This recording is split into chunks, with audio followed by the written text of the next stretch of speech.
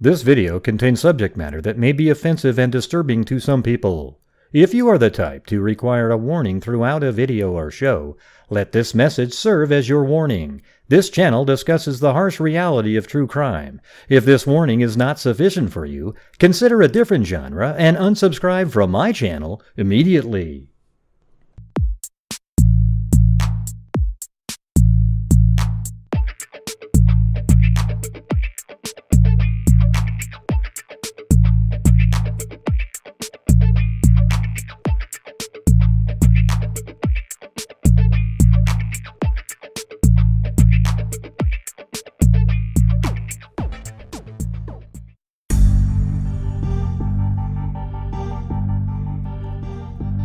Yo!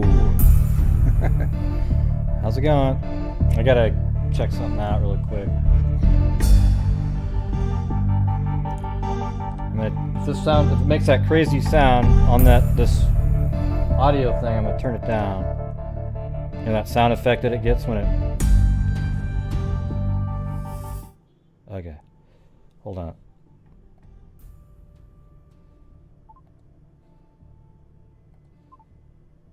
Okay, maybe. Might be working. Still sounds kind of funky.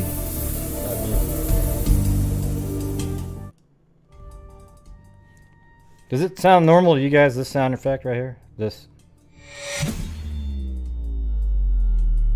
See, to me it sounds too quiet or something. It's weird. Not sure what the deal is. So it sounds normal to you guys, the way it normally sounds. Okay. Oh, it sounds quiet.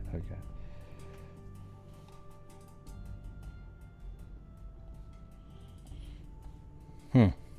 Weird. Yeah, I just got a haircut today. Pretty short, man. There's a lot of hair on the ground there.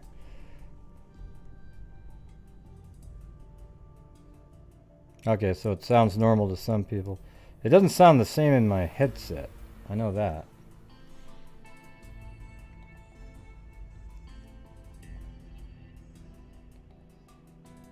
Yeah, I don't know what that is, why it's doing that. Interesting. Yeah, they must have lowered my ears, I guess. Hello, everybody.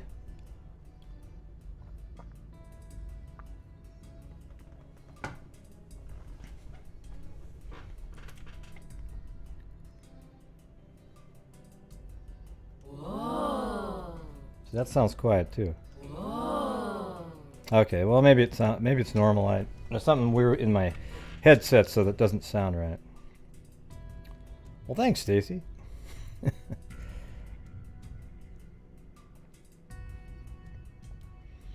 Yeah, so we've got some Erica Hernandez. A couple. There was a press conference and a. The family spoke at the pond where the car was found with their body in it. So we're going to go ahead and play the press conference right out the bat here.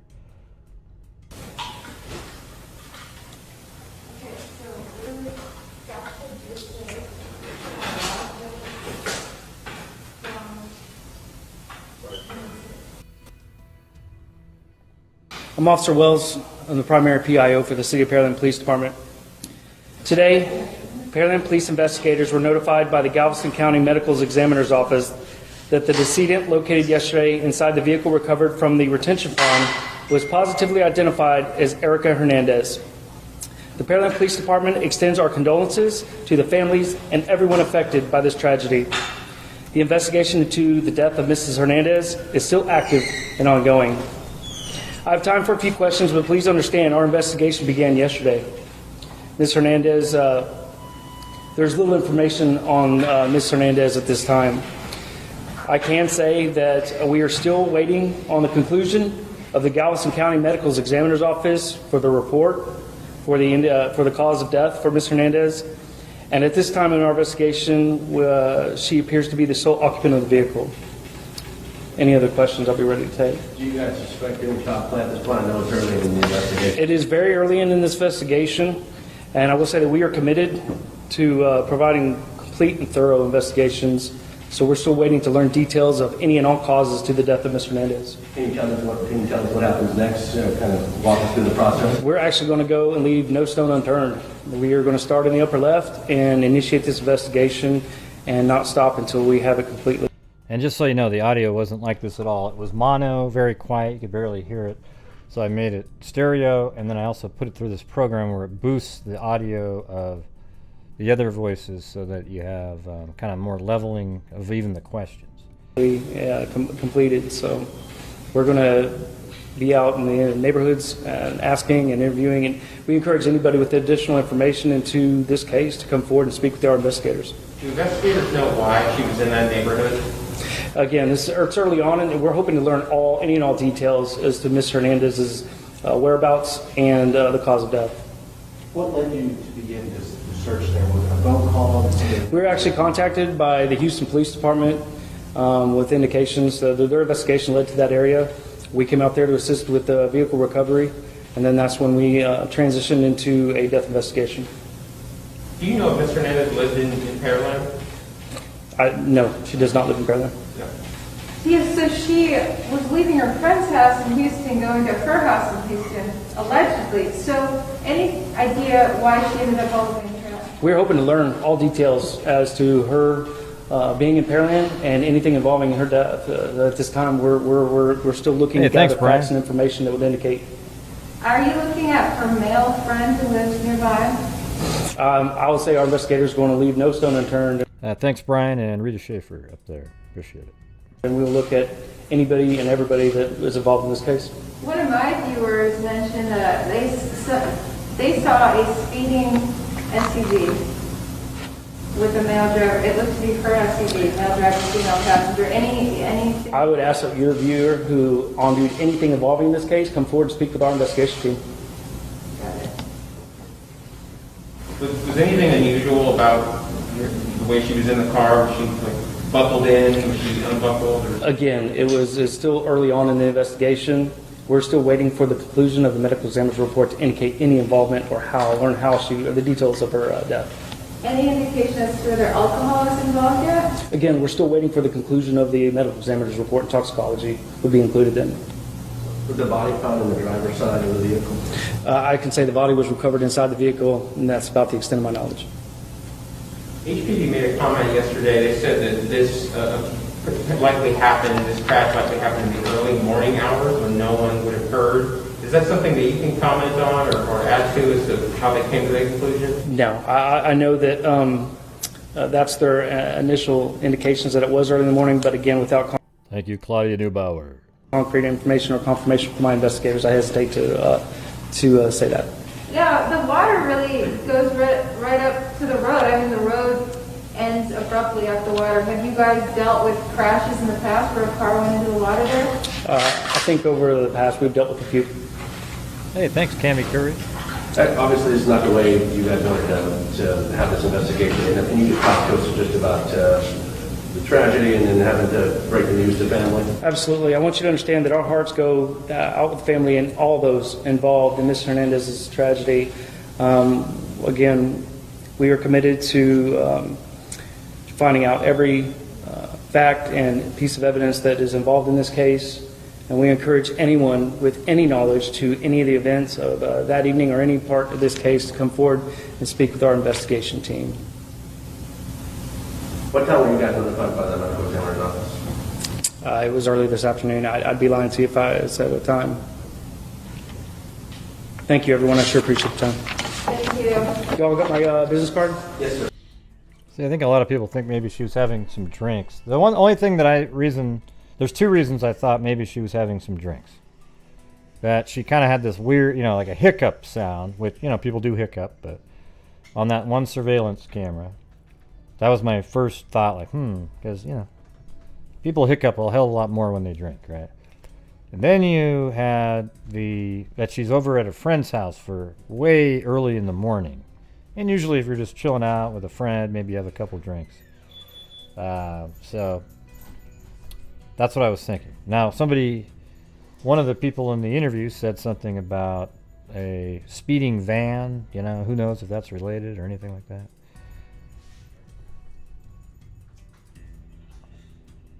Yeah. What would I need the tin cup for, Plato? Let's see. She's getting zooted for some Netflix and... Huh? I don't know what that means. She's getting zooted for some Netflix and chill. What does that mean right there? That's just such a random...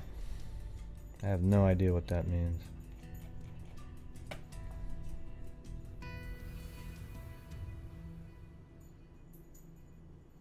Yeah, I don't know. It was like 2 in the morning, Cindy. I think there's more indication that maybe she's had a couple drinks.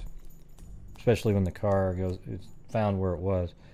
Now, if there's maybe a, who knows? Maybe there's something nefarious. Maybe somebody got the car rolling and had her in it and made it look like it was an accident. It just doesn't seem like it.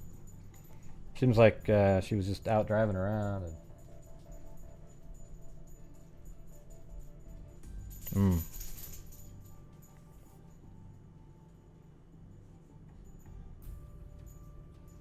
I just don't even know what it means. She getting zooted for some Netflix and chill. Does anybody know what that means, technically? Oh, making out and having sex. Okay, never heard of it in my life. I guess I'm so far removed. So apparently somebody said that Netflix and chill means making out or having sex. That's ridiculous. God, what a ridiculous meaning of that phrase. It's just man, wow. Hey, thanks, Sasmere. It did go through. I appreciate it. Sasmere. All right, so that was that press conference. And then later, they spoke at the whole family was speaking. There's some moments where, they're just sort of, it's pretty sad. This is way before. And then the camera just filmed a lake for gosh, I don't know, 10 minutes solid. And then the family all started showing up. Luciano, look over there.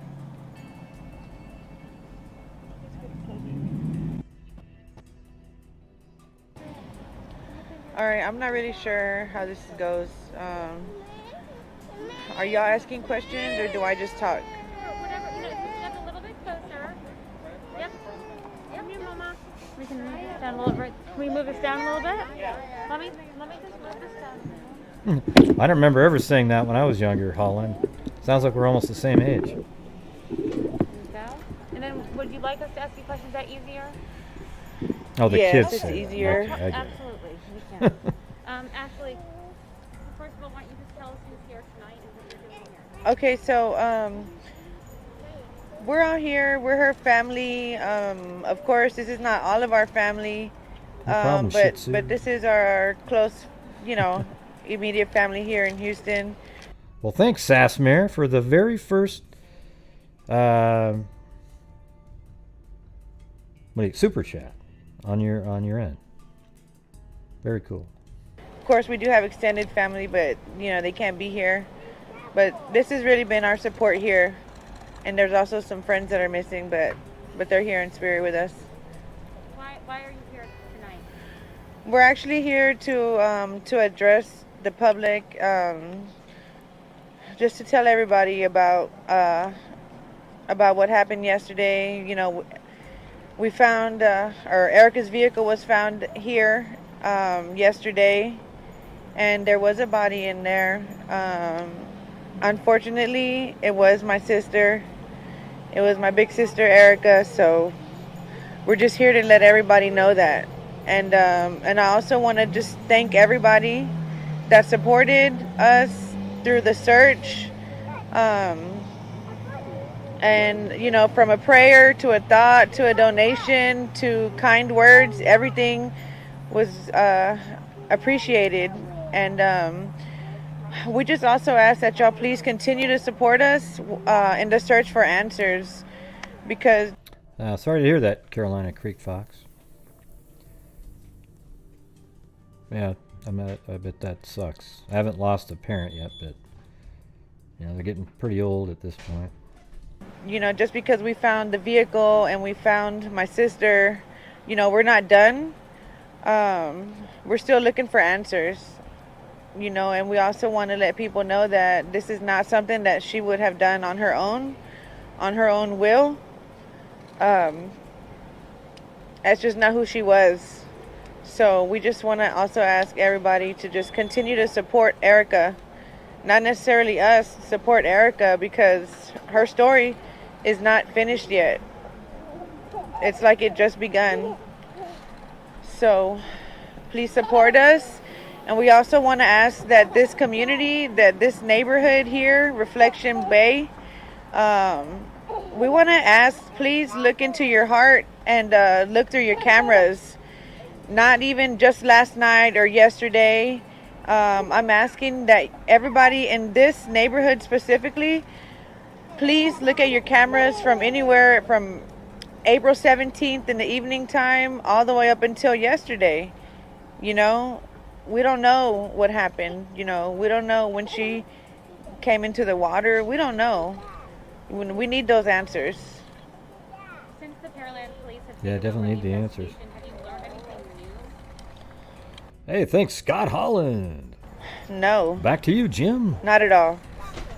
No. But we do have faith in them.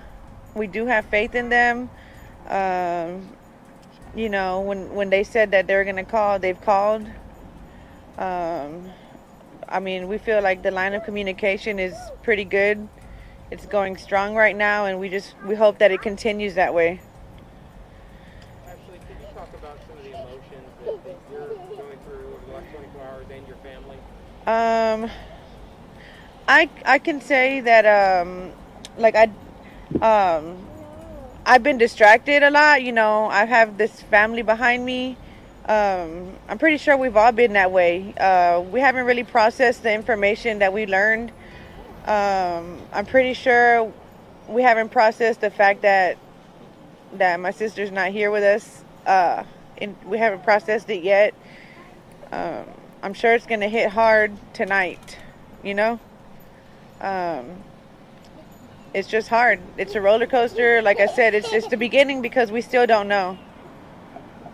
How did Erica feel about this? About who? Her children.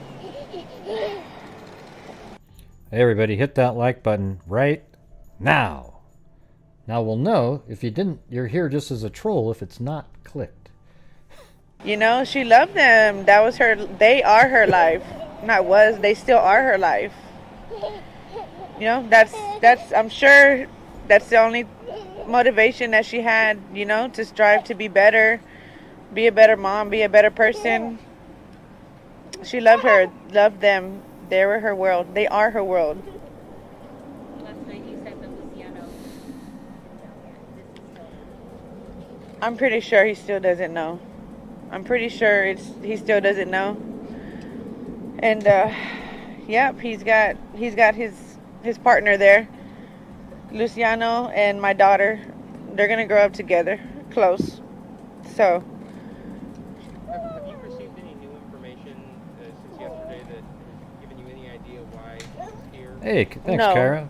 not at all. That's why I'm saying, we still need. Hey, Cairo was out on the, I guess in the BTK area. Did you send me any of those files? Or do you want to do that? Or, I don't know where you're doing that. But I guess he went to some of the homes of the BTK killer. I guess that's redundant because K is in there already. No, wait. Well, it's bind, torture, kill. So bind, torture, kill, killer. Need answers. It's not over yet. Have you heard anything more about who told the FBI to look around? Thanks, Cindy Lynn. No. Is that frustrating that? It is, because we want to know why. Like I said, we're at zero again. You know, it's just a relief that at least we found her, but we're still completely at zero. What's going to come next for you with the memorial or thought about that yet? You know, we haven't thought about that yet. I know that we do want to do a vigil. We're planning a vigil this week, but I'm not sure exactly what day. But we would love, you know, for everyone to keep an eye out for the date and the location. I hope that it could be here. I hope that this neighborhood could open up their hearts and let us at least celebrate my sister's life. Just open up your hearts and allow us to be here. You know? We love Erica. She's a big part of us. Thank you, Claudia Neubauer. So we just ask that this community open up their hearts and open up their streets to us, just to at least park, you know, and pray here for her. I wonder if they've been getting a hard time. How disgusting that would be. Sounds like, you know, they're wanting for the community to allow them to go there, but, you know, normally you don't have to really say that unless there's something going on. You're sort of wondering if there's people going, hey, you know, don't park there. Hey, don't do, you know, well, you know, they lost their mom and she was found in a pond right there. I think they, you know, be a little bit more open to having them be there for a while, you know. That's what we want. Could you talk about Erica's personality, what she'd like to do, just with the kids and free time? You know, she didn't really have too much free time, but, you know, she liked to work out. Well, I don't know about liking to work out, but she did work out. You know, she always tried to do things for the kids. Thanks, Crazy Horse. She was funny. To me, she was happy. She was always happy. That she was always moving, always going, doing something for the kids. That's it, really. She was proud of them. Very proud of them. They're good kids, and that shows a lot about who Erica was, who she is. It shows a lot about who Erica is. Her children are great. Moving forward, you said Luciana will grow up with your daughter. Do you think you'll any idea where? Where? Not sure yet. We haven't even had time, like I said, to process the fact that she's not here anymore. So we haven't had time to process that. So I'm not sure yet. But they have options. Yeah, so. Thank you, Crazy Horse. Minutes wise, they're saying it's 10 miles away. Yeah. So it's 10 miles, but I would say maybe not even 20 minutes. I think she's okay. What part of town? Sunnyside. Yes. It's okay. Right? Risa. Yeah. Anybody else have a question?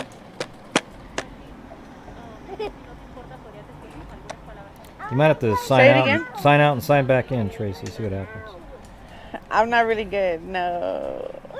I don't know. I'm better in English.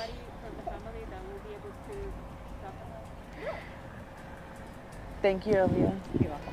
It's my sister-in-law. Okay, so she speaks Spanish for about 10 minutes, and I'm assuming that most of us don't. I can kind of pick out words here and there. I took 2 years in college, but college for me was, well, a long time ago. Okay, so I think the lady comes back on just at the end. So the sister. And her menudo was really good too. So that's another thing to add to who she was. That's a good point. Can you just talk about what she brought to your family? Besides good food? She brought those beautiful children that we love. She always brought beauty. She always looked nice. You can tell from her pictures she cared about it, you know. She brought her dimples, her smile.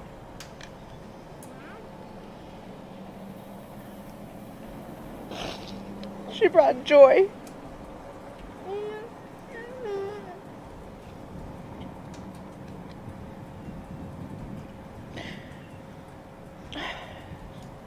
Definitely a character for sure.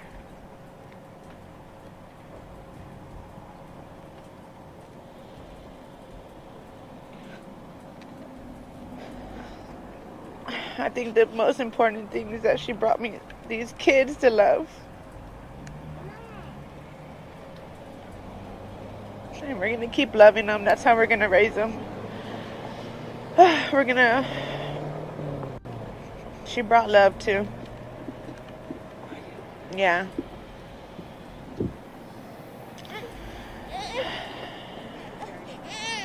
You're welcome. All right. Is that okay, y'all? Yeah. Thank y'all. Sorry. No, it's okay. It's okay. Come on, baby. Thank y'all for coming out too. Like, y'all are a big part of keeping her name and her face out there. And thank y'all. Okay, so if there's any updates, that I think it's going to end up being an accident. Let me just do it.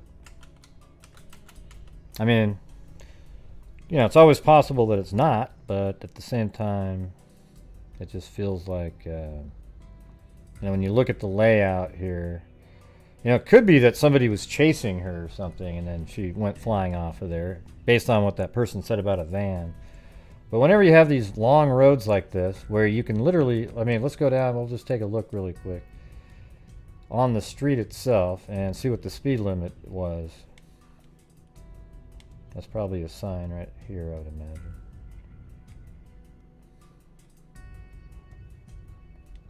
Yeah, 30 miles an hour. So you know, you could be driving 30 miles an hour, and you know, but most people don't do that, right? They go about 40. And let's see if it probably stays 30 since it's a residential area, I would imagine. And you're just kind of driving down this road, you know, and if let's just say you had a couple drinks or you're really tired because it's 1 or 2 in the morning, especially if you've had a few, you know, some food to eat and it's late and maybe you had a beer or something like that. And then look at this. You know, if you're not just absolutely paying attention at the right time and you're going 30 or 40 miles an hour, you're just going to go right through here. I wonder if that sign was still there. I wonder if that got knocked over and somebody just finally noticed that. Or maybe, oh, actually, it says model home, so that probably got removed. This is 2017, so that's not there anymore. So anyways, the car just, look how short a distance that is. Just from right there. I mean, if we go up in the air and measure it, you'd have to, like, if you just weren't paying attention and at the last second from the end of that road to the edge of that pond is only 132 feet, which is basically 40 yards, something like that. 44 yards. So I think that's that's the most likely scenario, that she drove down this road, maybe didn't know where she was, looked down at the wrong time, maybe was sending a text message or something, and just right off into the water. Maybe she can't swim. She was in her seatbelt. This car sunk quick, and she just couldn't get out. All right? But if it ever happens to you, make sure that first thing you do is roll down your windows and then just swim out the window and go to the surface. But if you can't swim, well, that's going to be a problem.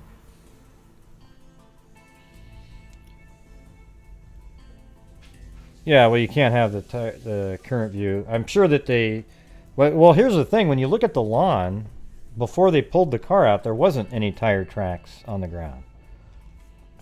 So it's almost like it just flew off the curb and went right in the water. Now, it could have been that there was some there for a few days, and then over a week period of time, it really filled in again with grass, and you couldn't tell But you would have thought somebody would have noticed that right away if there were tire tracks right there.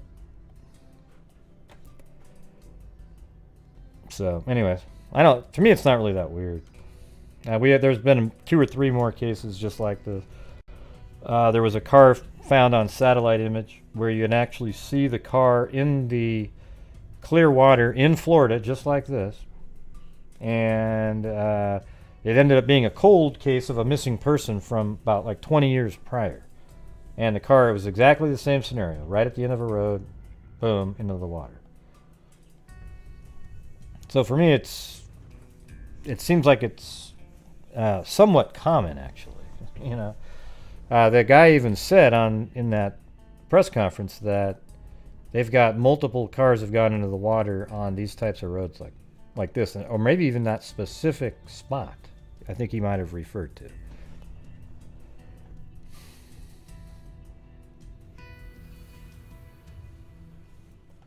All right. So I am moving on to another story. This is one of the ones in our GHI missing person group. If you want to put that link in there, that's on Facebook. But it's an older one, though. This is the Sandra and John Jacobson case. And I haven't mapped it out or anything at this point, but that's what we will be doing.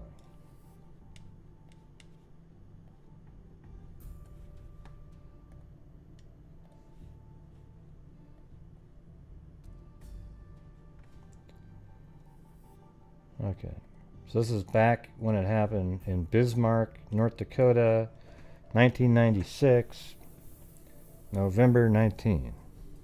Oh, but first what? Oh, look at that. Oh, yeah.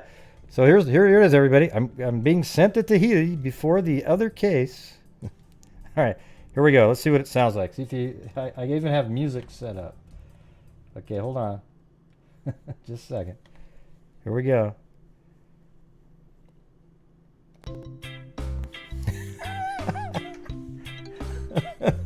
This is also music from the same guy. Kevin MacLeod.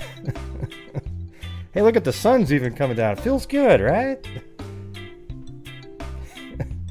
Thanks, Kentucky Churt guy. See, this is me not being in jail, right? This is the good times. Oh, look at, there's another emoji that looks a lot like it that Plato has. Well, it's not exactly the same, but it's definitely close. Oh, $5 to go swimming with the dolphins. All right. Yeah, it looks pretty comfortable out there.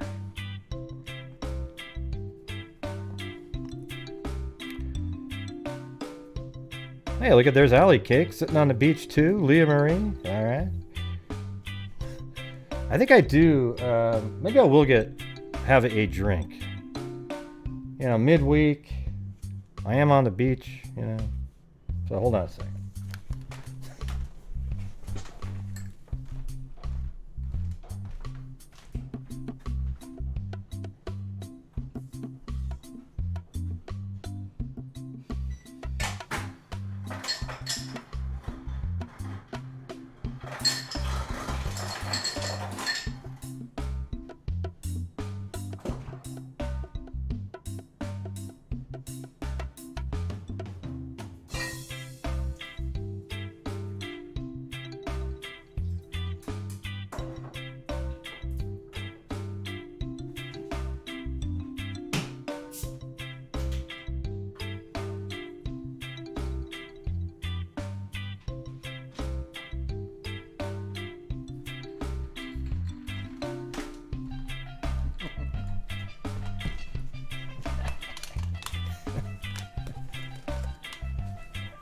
All right, I got the,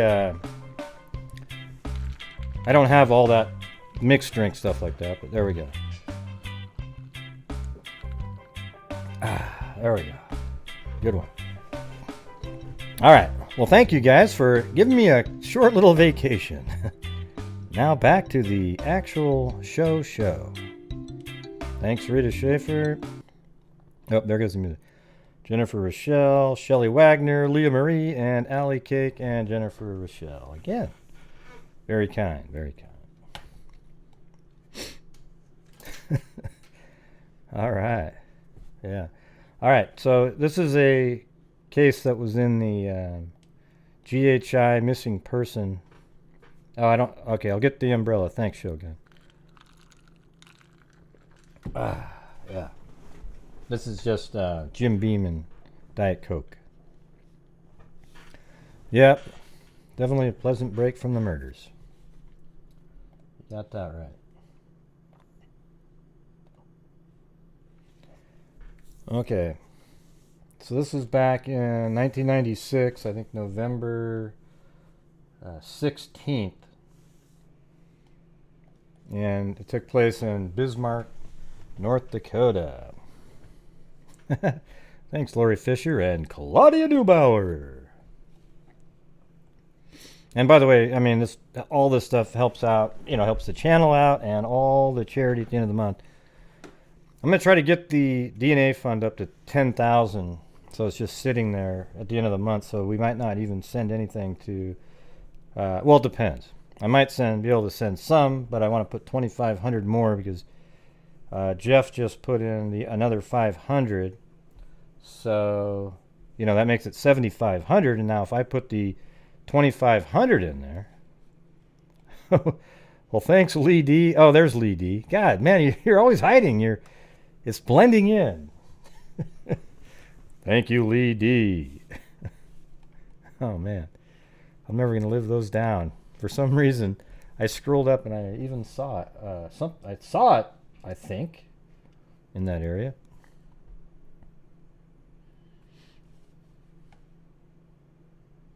Yeah. All right, so here we go. Again, 1996, November 16th, in Bismarck, North Dakota. You hardly ever get any cases out of there, right? Bismarck police are... Let me get this music going again. Hold on.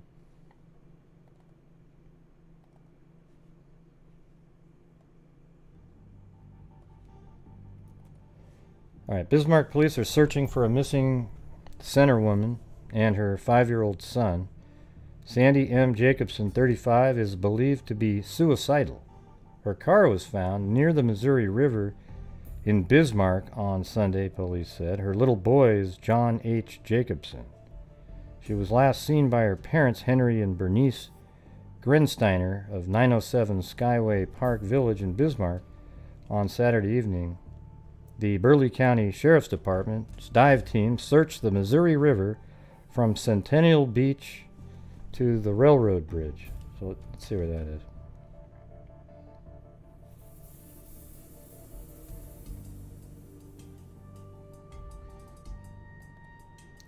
Yeah, what was weird is they said that she lived near 1100 University Drive, but I found that home, and that home that she lived in. So I really can't tell you which one of the homes it was.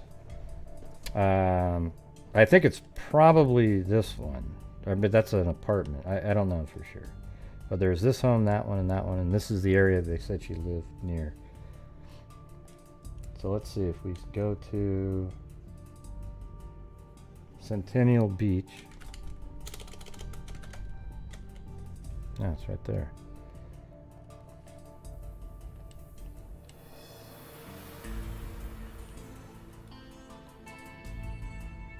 That's not even the right spot. Centennial Beach. Oh, there it was. I saw it right there. No.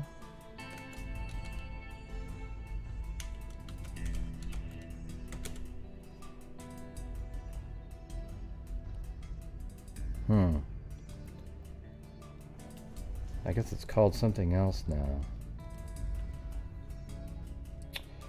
And they said the railroad tracks. Centennial Beach to the railroad bridge on Monday. Burleigh County Sheriff's Department. Dive team search the Missouri River. Yeah, I don't know. Maybe it's a different town. Well, there's a Missouri River right there, I would imagine. Missouri River from Centennial Beach to the railroad bridge. So let's see. One of these bridges might be just for railroad. There it is. Okay. So Centennial Beach. I wonder if...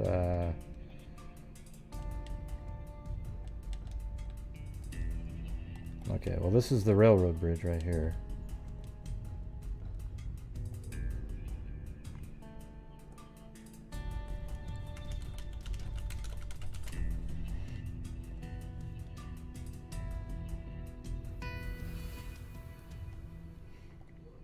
Okay. Now, Bismarck Police Captain Daryl Neese said officers found the woman's car, a 1990 gray Honda Civic four-door, parked on Centennial Beach between 7 and 8 a.m. Sunday. And at that time, the department had not been notified she was missing and was considered merely an unattended vehicle. You know, I bet you this might be Centennial.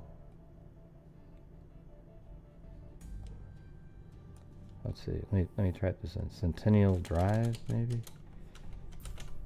Centennial Road.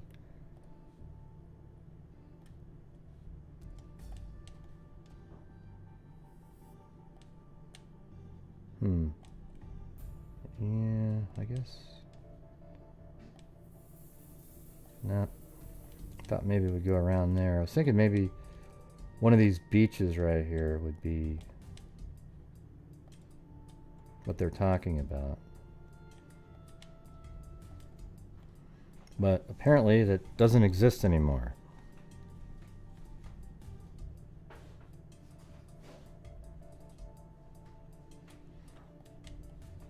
Well, you know, it's weird. You know that case missing person case the other day?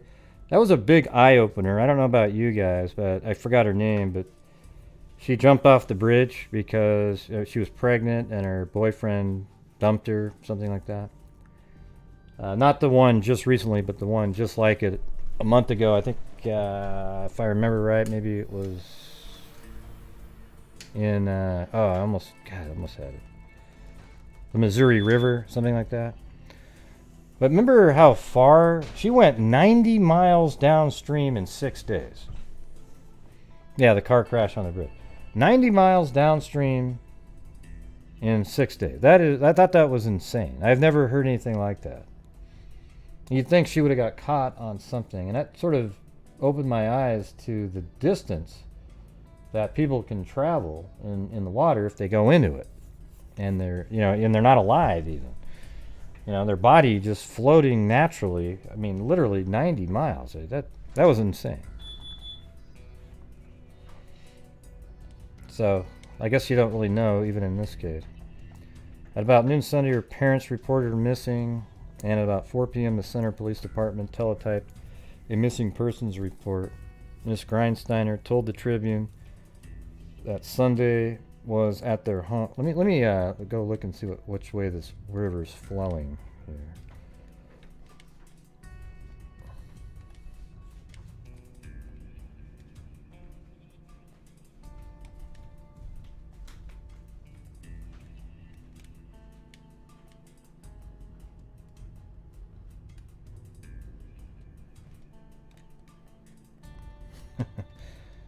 I need a dam or something.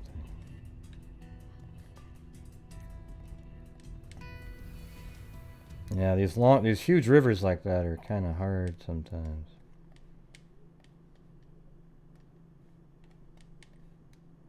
Yeah, because then you would know which side of the bridge she was on. You know, whether it was up here or not. Hey, thanks, Rita Schaefer.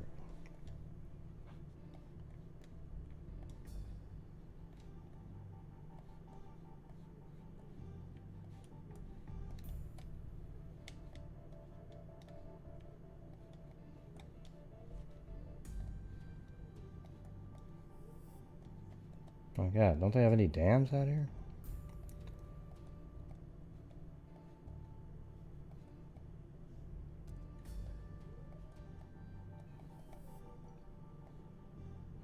Oh, well, looks like it starts then right here, right? Okay. Well, there's the dam, I guess. So then it goes that direction. So that means at the railroad bridge, that means the car was in the water up here somewhere, and that's why they checked to the railroad bridge. All right.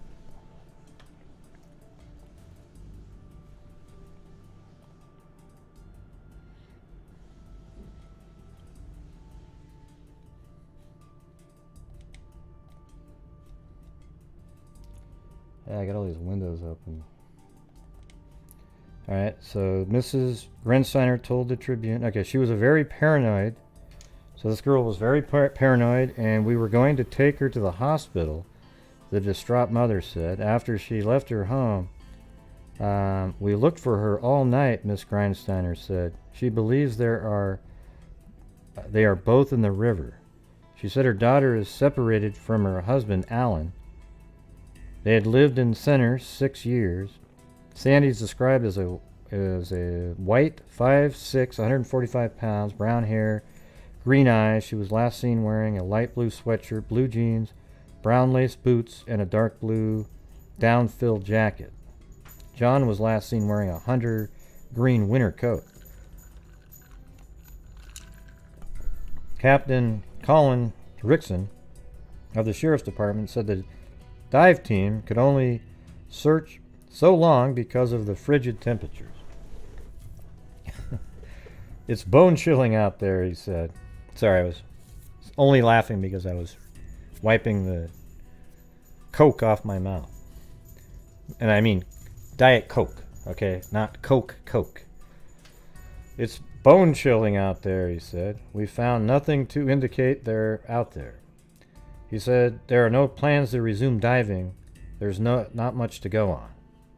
We don't know she's in the river. We're not going to dive more until the police department requests it.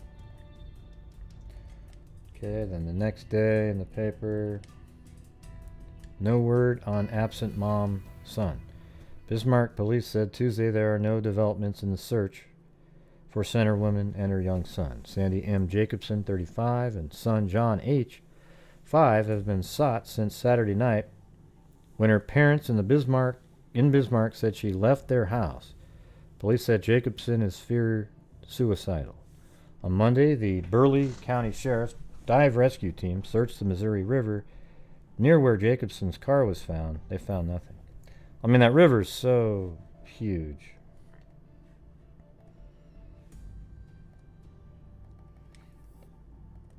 But it seems like they must have some other information because they're still wondering about it.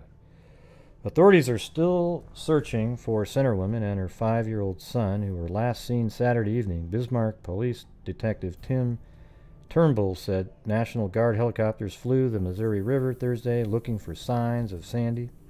Her car was found parked on Centennial Beach in Bismarck on Sunday morning, about 12 hours after her parents had last seen her.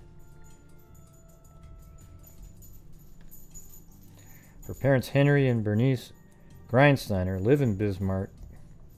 Jacobson was separated from her husband, so that makes it a little interesting, Alan, who was out of the area last weekend. Turnbull said the State Game and Fish Department also plans to take boats on the river to search. What's it say here? Turnbull said he also is entering the Jacobson into the National Center for Missing and Exploited Children. That's so cool. They've been around for a long time. That's why we're big supporters of that organization. We've given them thousands of dollars. If it was planned, it was planned real well. All the credit cards are still here. The checkbook. Like, she left her purse in her car in the vehicle.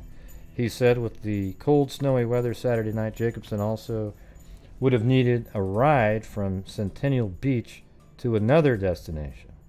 With the publicity on her disappearance, he said, he thinks someone who would have given them a ride would have come forward by now.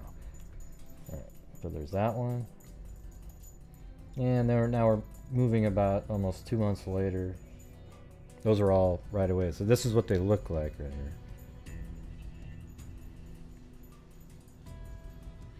An anonymous caller told authorities a person saw a missing center woman and her son at a Bismarck store last weekend. But Bismarck Police Detective Tim Turnbull cautioned the sighting hasn't been confirmed and the investigation has generated no new leads. I hope there's something to it, Turnbull said. Sandy M. Jacobson, 35, and John H. Jacobson, 5, have been missing since mid-November.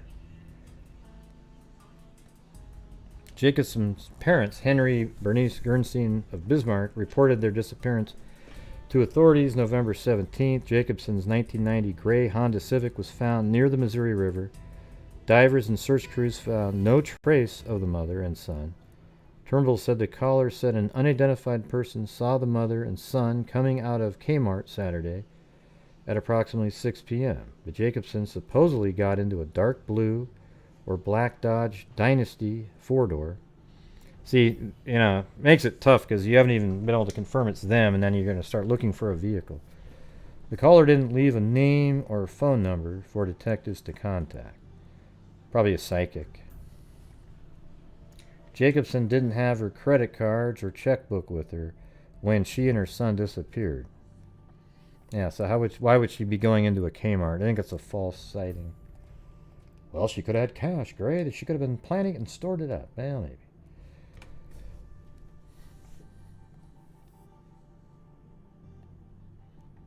Family of missing wants answers. Even when she was young, Sandy Jacobson hated the river. Maybe it was the Missouri River's raw power, the current's ability to whisk people downstream. I think she was just scared of it, said Sue Lauren, Jacobson's friend since the 6th grade. But authorities believe the bodies of Jacobson, 36, and her young son, John, 5, remain somewhere under the frozen surface. Oh, it's the same. It was another winter one. Of the Missouri. They theorize that one frosty November night last year, Jacobson, distraught for unknown reasons, may have taken John into her arms and jumped into the river.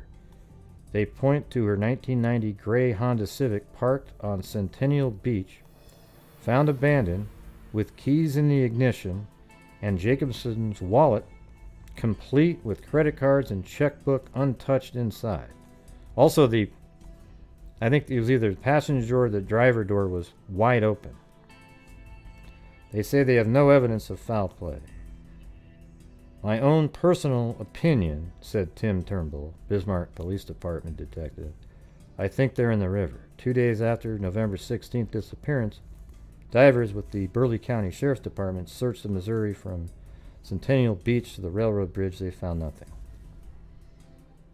Yeah. And now we're into 1997 now.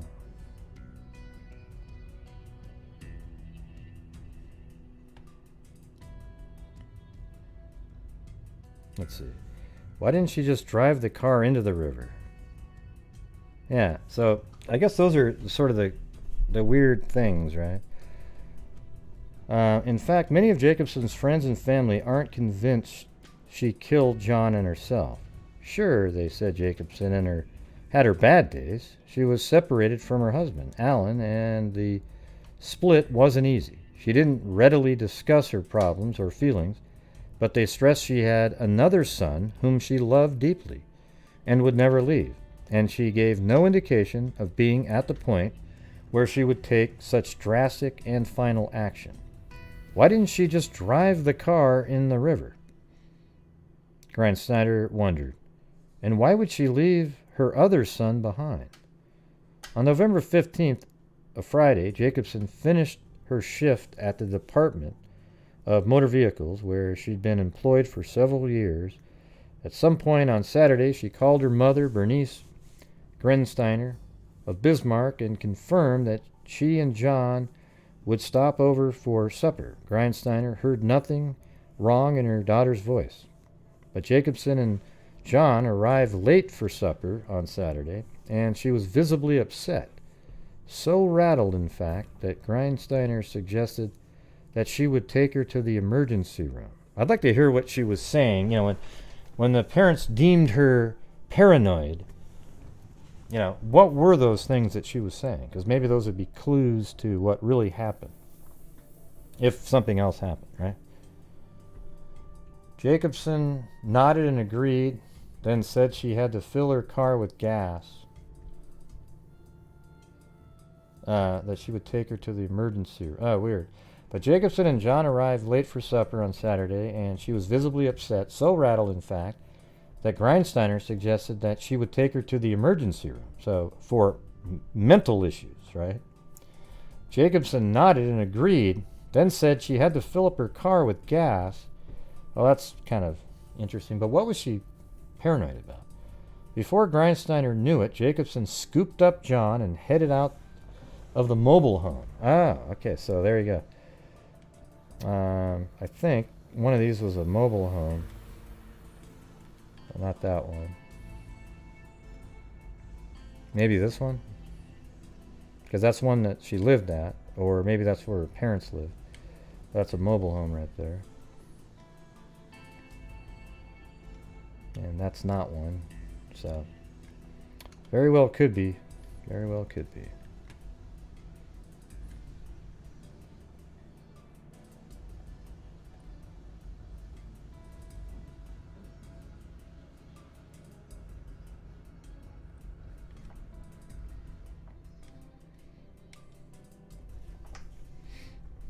Let's see. Jacobson nodded and agreed, then said she had to fill up her car with gas. Before Grindsteiner knew it, Jacobson scooped up John and headed out of the mobile home.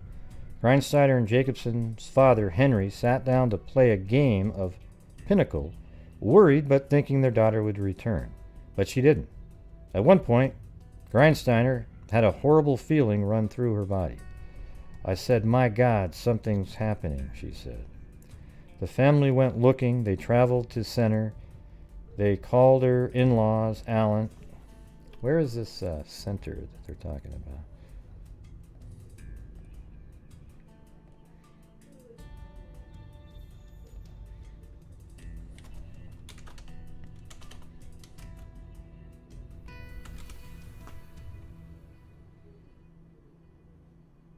Okay, so that's Center. Huh. Way up there. Chris is giving like baths to the dogs. You can hear her in the background.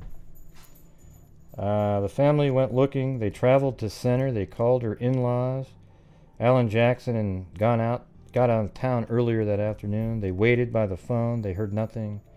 Grindsteiner called police the next morning to report the two missing, but that evening she received a call saying her daughter's car was found. So Grindsteiner and the rest of the family have waited for any leads. Only one sighting has been reported, and both the family and police are skeptical about that. I am. I think it's kind of obvious. You can't imagine how I wish she had, Grindsteiner, meaning seen that it was a true sighting. Grindsteiner now takes comfort in her 3 boys, 7 other grandchildren, and scads of relatives. They just can't believe it. All right. So there's only 2 more of these newspaper. Oh, that was the second one we just read. So there's just 1 more newspaper.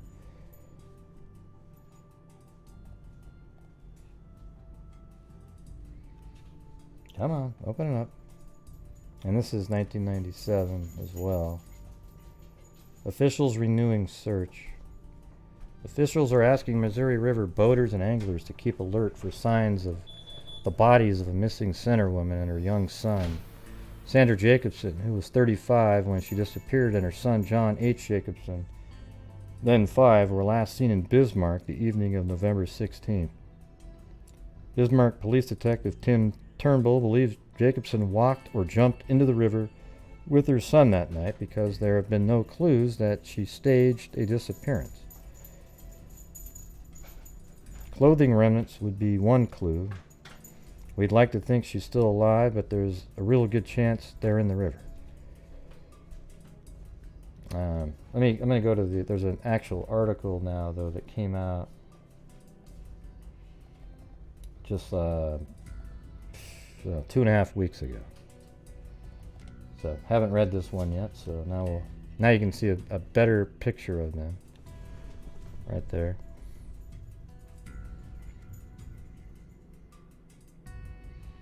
On the evening of November 16, 1996, Sandra and John were scheduled to visit her parents' house for dinner. On their way there, Sandra made a call to the Bismarck Police Department to report what she believed to be... Oh, wow. So, Sandra called the Bismarck Police Department to report that she believed to be... hold on, let me read it again. I was just reading ahead and I lost it. Okay, on their way there, Sandra made a call to the Bismarck Police Department to report what she believed to be satanic ritual abuse taking place at a farm near Center. When asked why she hadn't called local enforcement, she replied she didn't trust those with the Center Police Department and the other Oliver County Sheriff's Office. According to the dispatcher, she sounded upset.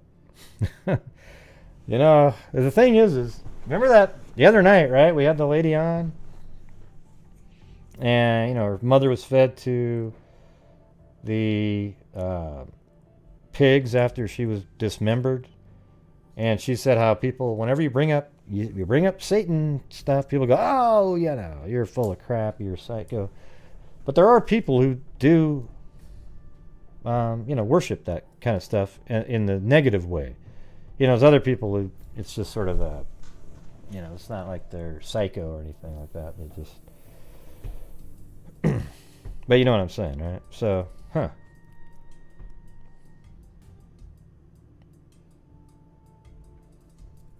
She sounded upset, according to the dispatcher.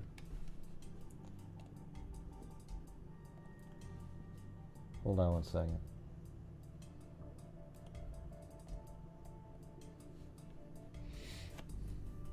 Sandra and John arrived at her parents' house in the vicinity of 1100 block of University Drive.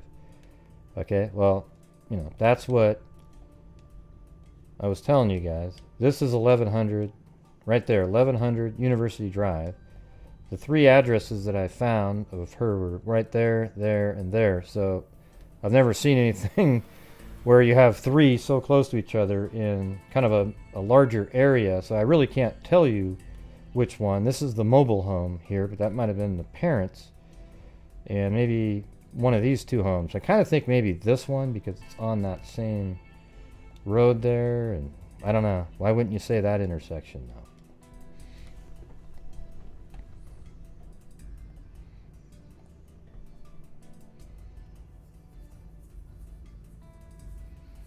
Okay, so she went to her parents' house. Oh, their parents' house. There you go. So that was the mobile home in the 11 near that area. Okay. While there, her mother, Bernice Rensteiner, felt she was displaying signs of mental distress. She had a history of mental health problems, and thus asked to seek help from a local hospital. Sandra agreed to this, but said she first needed to fill her car with gas. So she probably knew at that point, man, I'm done. Maybe, something like that. Sandra and Jacob were last seen leaving her parents' home at around 8 p.m.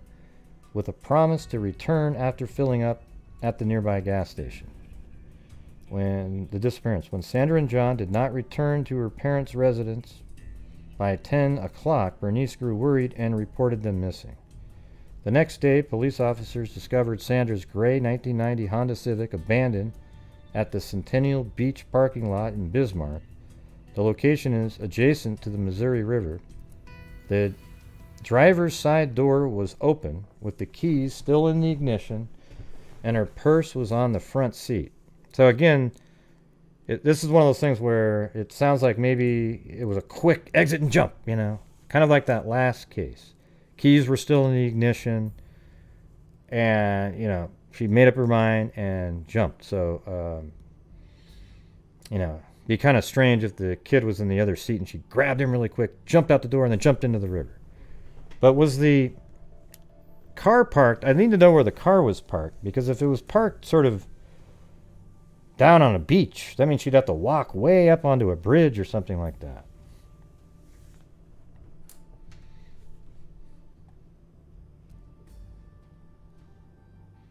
Yeah, I've said that, Zozo. Twice now I said that this is a story from the GHI Missing Persons Facebook page. The involvement of Nick Meck in the case had led to tips being called in to investigators, with the latest being from February of 2016. Sandra's family is consulted with psychics. Oh boy. Yeah, the bloodsuckers who come in for your last hope. You know what psychics are? They're basically like when somebody is on death row and they have that last meal. That's the psychics are the meal that person eats. You know, they're just absolute wastes of time, you know, to be on. Oh gosh, Gray, I can't believe it, man. Well, that's what I believe. All right, you can go believe it if all you want, but you're not going to get shit found out. Now, when there's no more new information coming in, people use them because it feels like something's getting done. Oh, is it? Okay, let's see where that is. Hold on a second.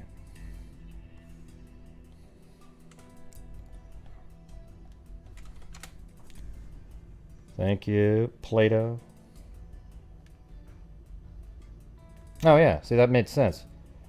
I was kind of wondering about around in this area. That was one of the two beaches, this one or that one. And the reason is because the railroad bridge is here, so it would have gone downstream from there. But thank you for getting the actual name of the park. So, if she was parked down here, how would you'd have to walk up like this, get onto the bridge, walk across, then jump. Right?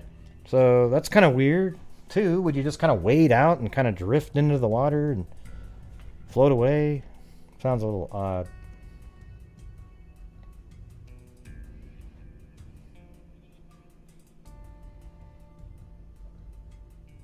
Sounds like it's most likely suicide, though. Let me see what the Charlie Project has. They usually have a decent... Sandra and John arrived at Sandra's mother's home at 7:30 p.m. Sandra appeared to be having mental health problems.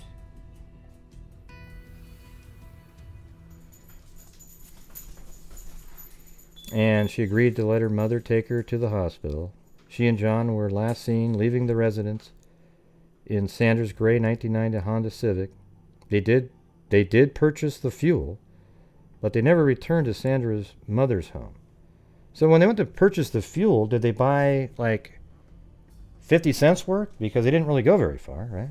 So they just blew money to make it look like they filled up. For what reason? Sandra's car was found abandoned the next day at the Centennial Beach parking lot near the Missouri River in Bismarck. There was no sign of John or Sandra at the scene. The driver's side door of the car was wide open. The keys were in the ignition, and Sandra's purse was sitting on the front seat. That's a little weird too, right? Like, why would this purse be on the front seat? That would be like you opening the door and you placed it there. I mean, you don't sit on your purse, right?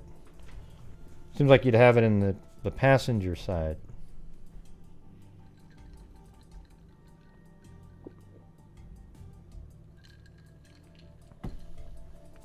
Yeah, looks like the Blazers are going to win. Beat the Utah Jazz, for God's sakes.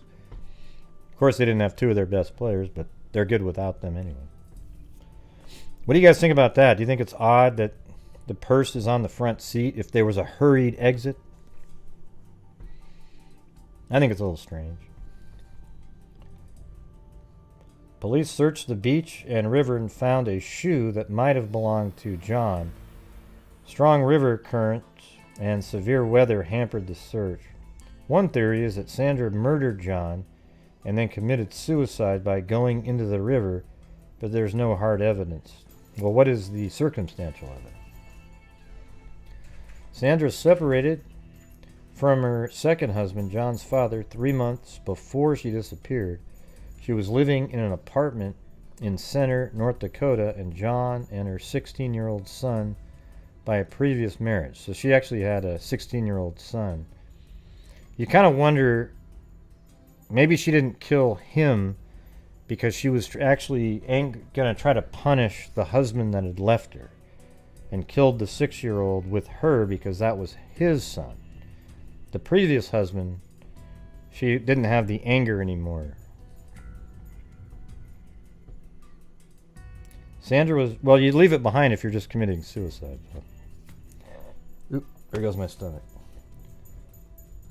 Let's see. Sandra separated from her second husband, John's father, 3 months before she disappeared. She was living in an apartment in Center, North Dakota. Okay, so she actually lived in Center. And she also lived there with her 16-year-old son. Sandra was very close to her oldest son, and her mother raised him after her disappearance.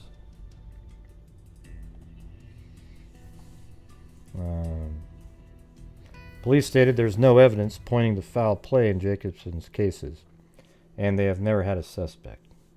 So, they're missing, some oddities in there, but, it's strange that nobody's ever been found. Like, you would think a body would have floated to the surface somewhere and been found, but nothing. The satanic cult part makes it sort of interesting, but it does sound like she just had mental issues and something happened. I wonder if you can go right down to the... Oh, there you go. And it's a little bit weird that she would have jumped off the bridge, because if you parked down here, you would have to walk up this bank, get on the bridge, walk all the way back out there and jump. But she left the car in a hurry. So it's almost like, man, you just sort of wonder what in the hell happened. It's pretty bizarre, really. Pretty bizarre, because she would have had to like wait out and just kind of fall in and let herself die or something. Maybe she took, there's a lot of maybes. I'm not going to go down that route. All right, everybody. Well, that was one of the ones in the GHI missing person group. I'm going to try to work more of those in, since a lot of those are, missing persons cases are, I don't know, they're pretty intriguing sometimes, because they're, like, where the hell do you can't just disappear, right? There's so many missing people out there. It's unbelievable. And a lot of them are actually been murdered by somebody. And there's a small little portion that went and started a new life somewhere. I don't remember who baby Caleb is. I don't remember that at all. Yeah, well, you guys should check it out on Facebook. Put the link in there, Zozo. Yeah, you got Lee D, Zozo, and they're always posting in there.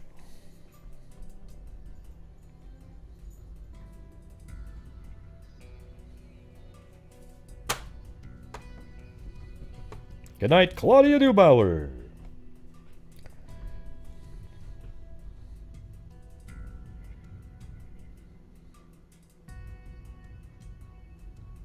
Yeah, I don't even know that case. Yeah, there's too many cases for me to follow every one of them.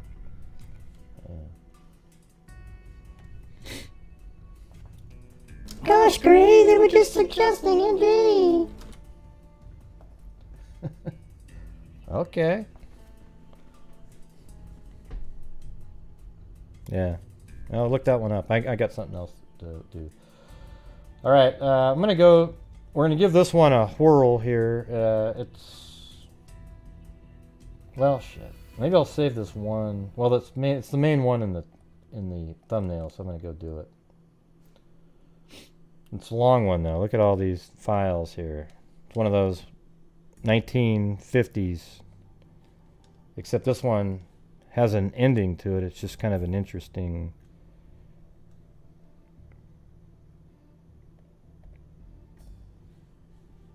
Hold on.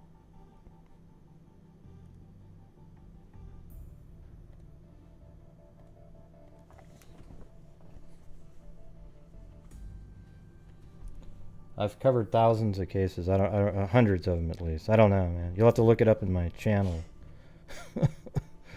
You know, just type it in, Gray Hughes, and a name, and see if it shows up. Thanks, Lee D, for the cup of coffee, the juice.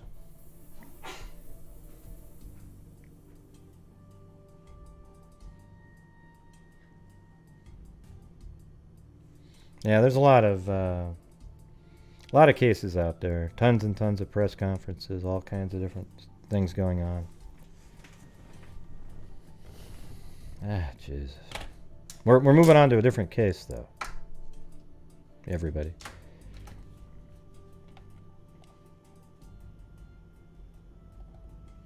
Maybe I will just do a different one. That one's so long.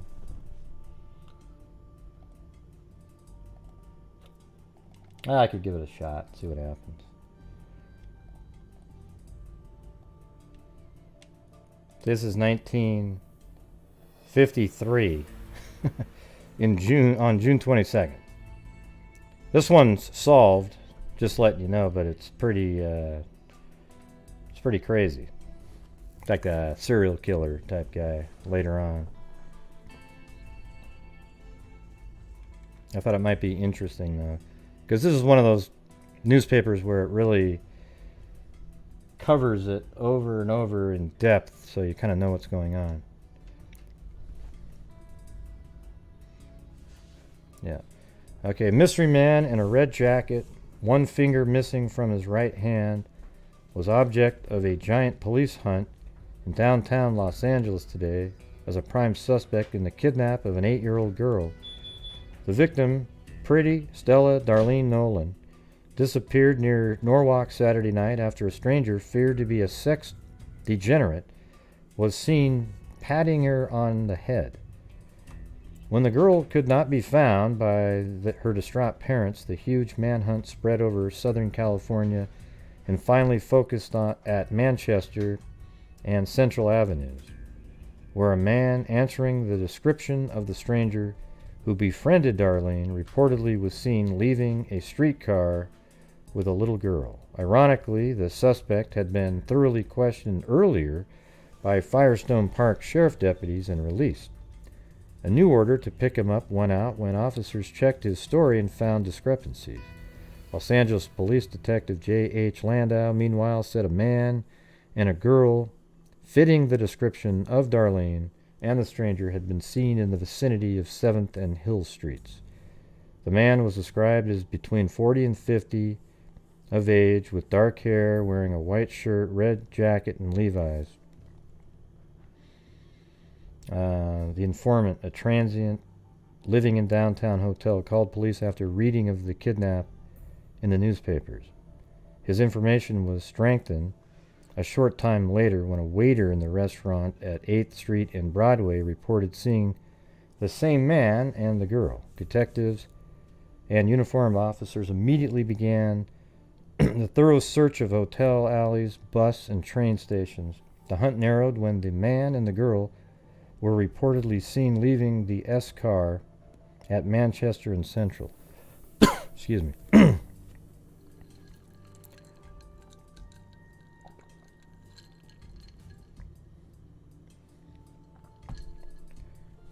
No, you just go to the YouTube channel, type in, go to YouTube and type in Gray Hughes and the name. I don't remember that one. I mean, there's so many cases out there that I guarantee it, though, I've covered more than most people have. It's just hard to remember all of them.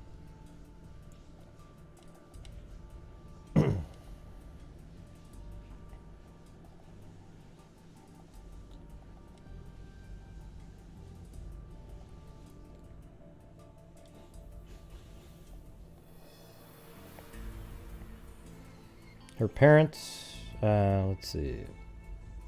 So Stella Darlene disappeared Saturday night from the shopping center where Mr. and Mrs. Owen Nolan run a concession booth and where the girl had been seen in the habit of spending Friday and Saturday evening. Her parents notified deputies at 9 p.m. Saturday, and an intense search opened immediately. More than a dozen investigators began a roundup of known sex deviants. All right, I'm just going to move on to, there's so many articles, we're just going to move on to 3 days later, kidnap, search. Sheriff's officers continue their search for a man known to have molested little girls recently in the vicinity of Stella Darlene's kidnapping. He was labeled a likely suspect in the case. The man, a known sex offender, was sought after an earlier hot lead in the finding of an abandoned car in Orange County failed to cast any light on Stella Darlene's disappearance. The automobile was sighted by Sheriff Arrow Quadron deputies in Peters Canyon east of Santa Ana. Orange County officers investigated and reported there was no connection between the car discovered to a stolen vehicle and the missing girl. Let's see. I mean, I've never seen more coverage. Like every single article are these really long articles. This is a guy, I thought this was a great photo though. Like I would put this on my wall. This is just some guy that they brought in. Look at that thing. I mean, don't you think that's just fantastic? That would be one of the ones that an artist would paint. It's just perfect. And so I just put it in there, but he was one of the people that they brought in for questioning at one point. Yeah, I think those are amazing. Little better photographers back then. It was an actual art. Now it's kind of just whatever you get.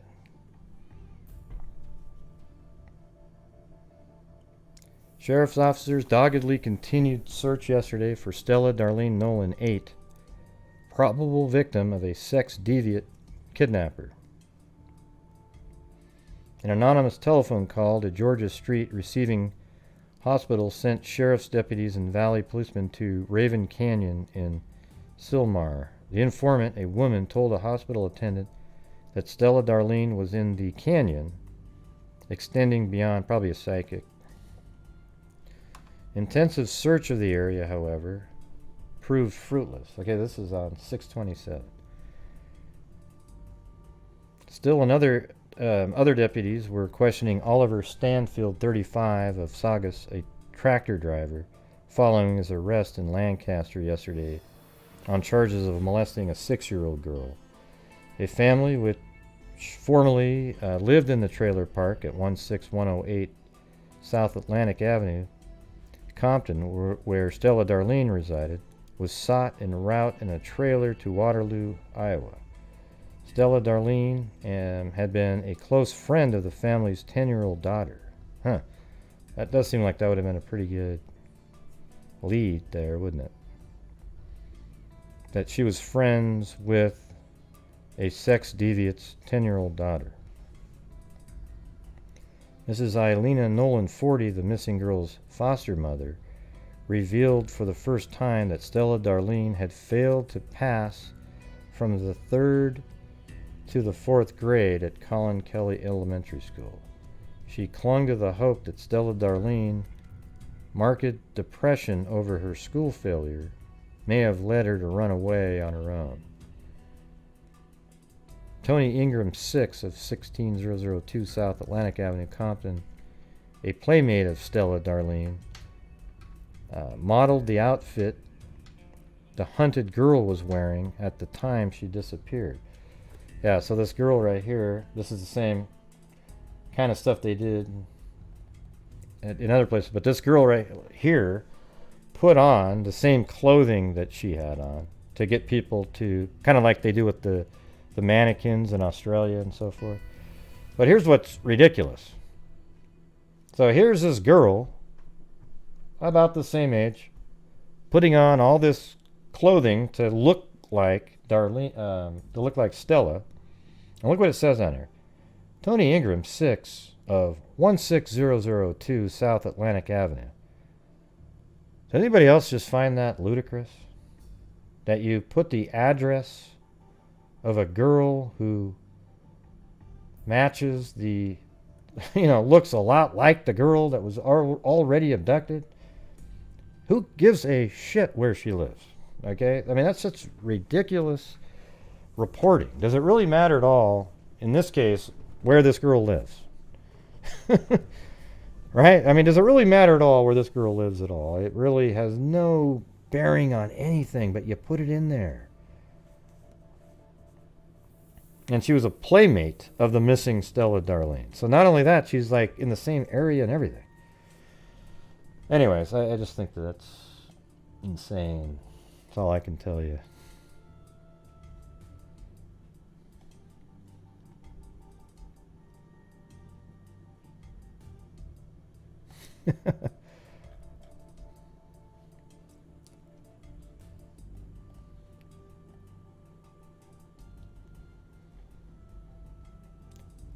"1,200 comb through wide area and hunt for lost girl." Are you sending me to my island? Okay, here we go.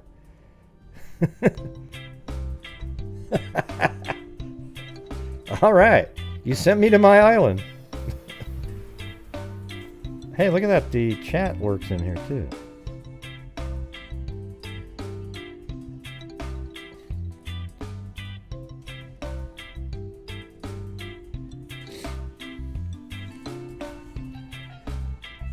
Pink Lady Luck said, "I remember when obituaries put the deceased person's address." Yeah. At least you can kind of figure out where they live and everything.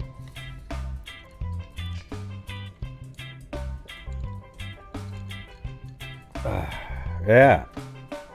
Not sure where I am. It's just some place where there's nobody else.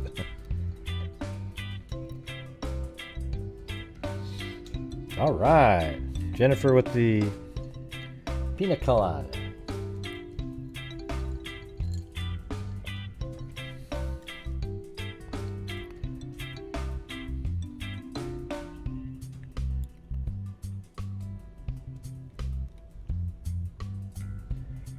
Dun, dun, dun. Hey, thanks, Jen H. See, I can have anything with that one. I can just get a rum and coke or something and call it good.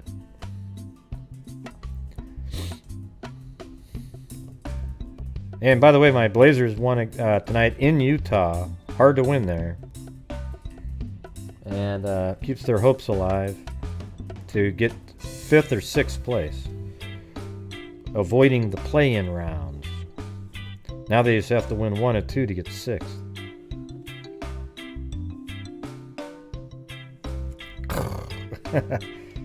Thanks, Michelle Nicholas. All right. Yeah, well, thanks, everybody. I'm gonna... Martini from Spaghetti Lee. All right. Well, it's good to have that break for a second.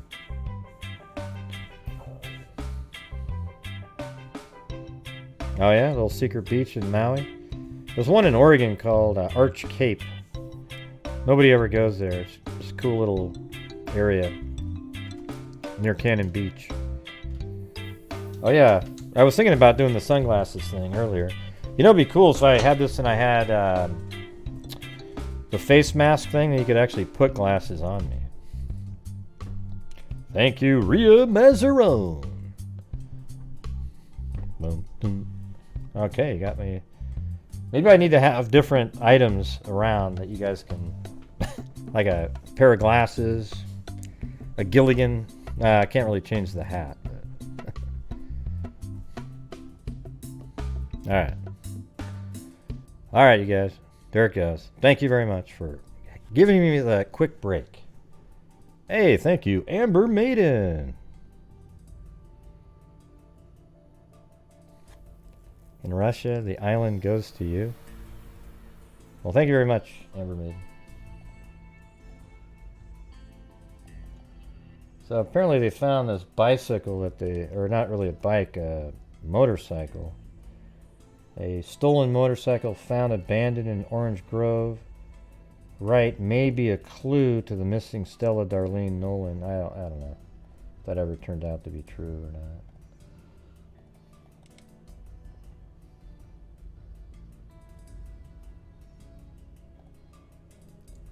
I think I'm going to go towards these later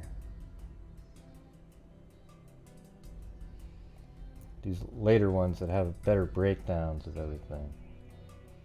So this happened in 53. And let me go to the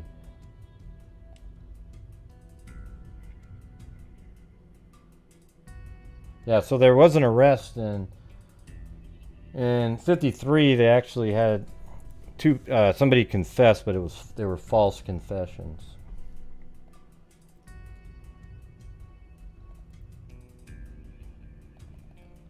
Alright, so I'm going to go to this one in 1955 here. And those are the parents. See, it's so horrible. You know, missing children. That's what you look like every single second of every day forever. Right there. See that? That's not like a posed shot, you know. That's what they feel like. And another great photographer, right? Just came in, captured the real feeling instead of saying, hey, look over here, you know. Have you ever noticed the best photographs are the ones that you take when the person, the subject, isn't paying attention? Hey, thank you very much, Sarah M., for the scuba diving. Yeah, it's always the photographs that you just take when they're not posing, they're doing something else. All right, so now we're 2 years later. There was a few more articles that it's just kind of didn't lead to anything. It was 2 years ago today that Stella Darlene Nolan, blonde, 10-year-old, and full of life, vanished from the grounds of Auction City at 10:0. Let's put that in there though. So we've got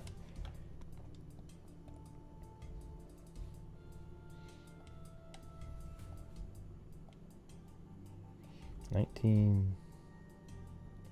I thought I already had that one in there. Where is it? Yeah, right there. Okay. So she vanished from the grounds from Auction City, California. So 100900 Firestone Boulevard, Auction City. That's still there? Oh, because it's Norwalk. No.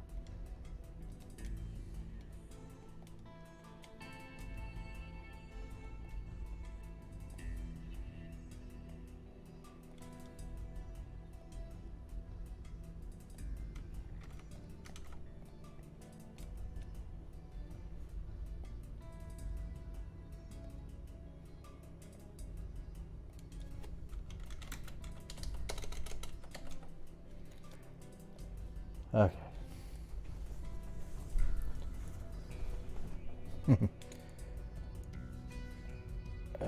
Save my place a second. Her case is still marked unsolved in the files of the Sheriff's Department. A posse of 1,200 men combed the Downey and Norwalk areas in a search for Darlene or her abductor. A half dozen men were arrested as kidnap suspects. Some were subjected to lie detector tests. A $1,000 reward was offered, which is probably like 15 or 20 today, by the child's foster parents. But there has been no clue to the fate of Darlene Nolan. Her foster mother, Mrs. Ilena Nolan, said yesterday that the $1,000 reward, made up of family savings and contributions from a sympathetic public, was withdrawn after one fruitless year. Mrs. Nolan still had the outfit she bought so members of the posse could see exactly how Darlene was dressed when she saw her the last time. Faded blue denim pedal pushers with 3 buttons on the seams of each knee, and a terry cloth sweater, white with red and blue horizontal stripes. That is how Darlene was dressed June 20th, 1953, when her mother last saw her playing with her children among the booths of the busy merchandising center. Miss Nolan tended a booth in Auction City, and Darlene was allowed to play nearby while she worked. It was customary for Darlene to report to her mother every few minutes. See, this is the actual what happened. It was customary for Darlene to report to her mother every few minutes. She did so that afternoon for the last time. Sheriff detectives believe today that Darlene was kidnapped and killed by a sexual psychopath like Patricia Hull, a 10-year-old Buena Park girl whose slayer, Henry Ford McCracken, died recently in the gas chamber at San Quentin. Hey, that's when California actually followed through on their death sentences. The sheriff's office has little hope that the fate of Darlene Nolan will ever become known, but Sergeant John Lawton has been assigned permanently to keep the files open and follow every lead. Mrs. Nolan and her husband, Owen, a retired Navy Chief Petty Officer, now live at 10442 East Garvey Boulevard, where Nolan runs a trailer sales business. They have little hope, but they haven't given up. We'll never give up hope until we're both dead, Miss Nolan said. And there they are. That's her, Stella, and the parents. Another great photo there. Some of these I almost feel like I want to mount and put on the wall, just sort of as a reminder. They're so amazing, the photographs. Although it would be kind of weird to have a photograph of a guy that was just brought in for questioning.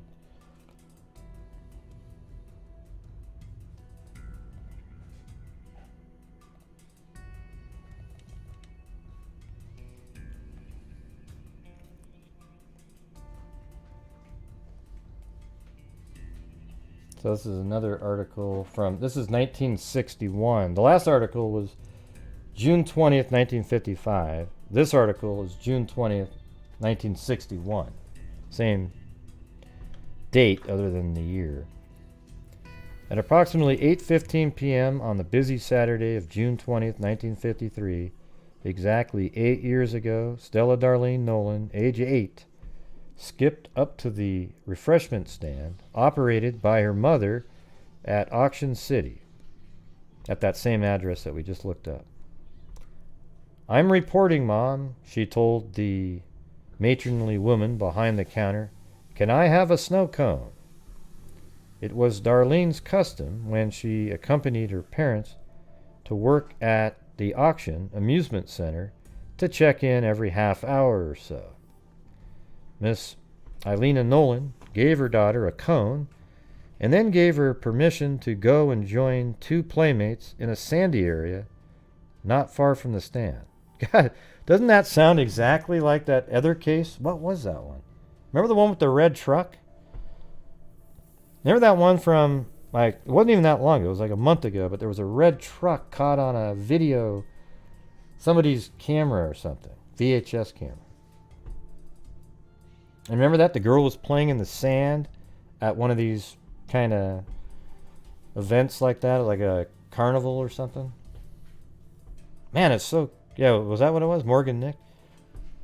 It was so similar. I mean, it was... That sounds almost identical, right? I guess those people wait for the same similar sort of moments to make their move, right?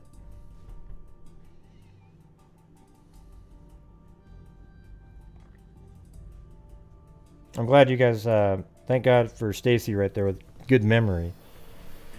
That sounds like that's probably it.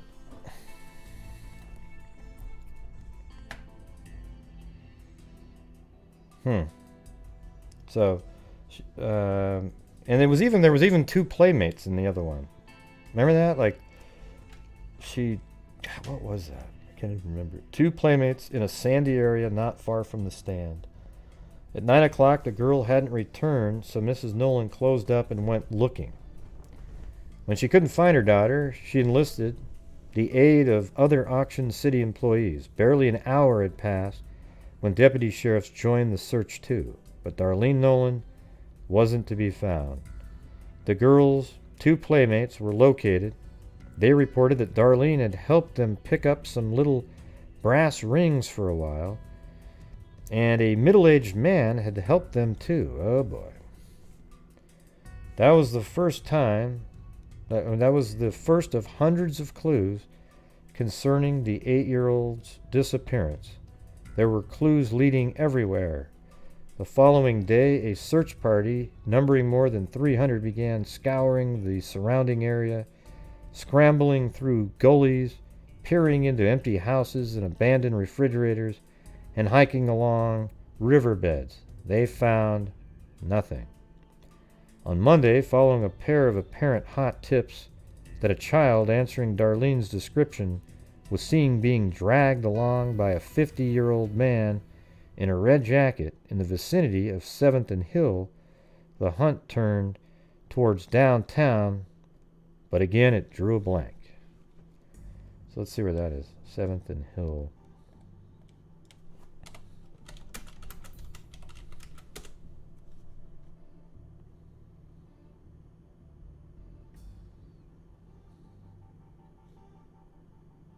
That's not it.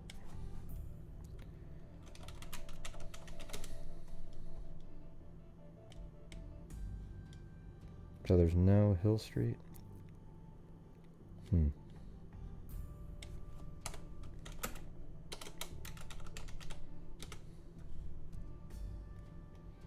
that's 7th Street. Well, it didn't even say there's a Hill Street, so...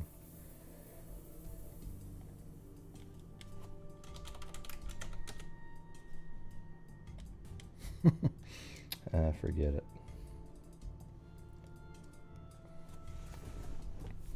It's so long ago, 1950. You might not even have the same streets anymore.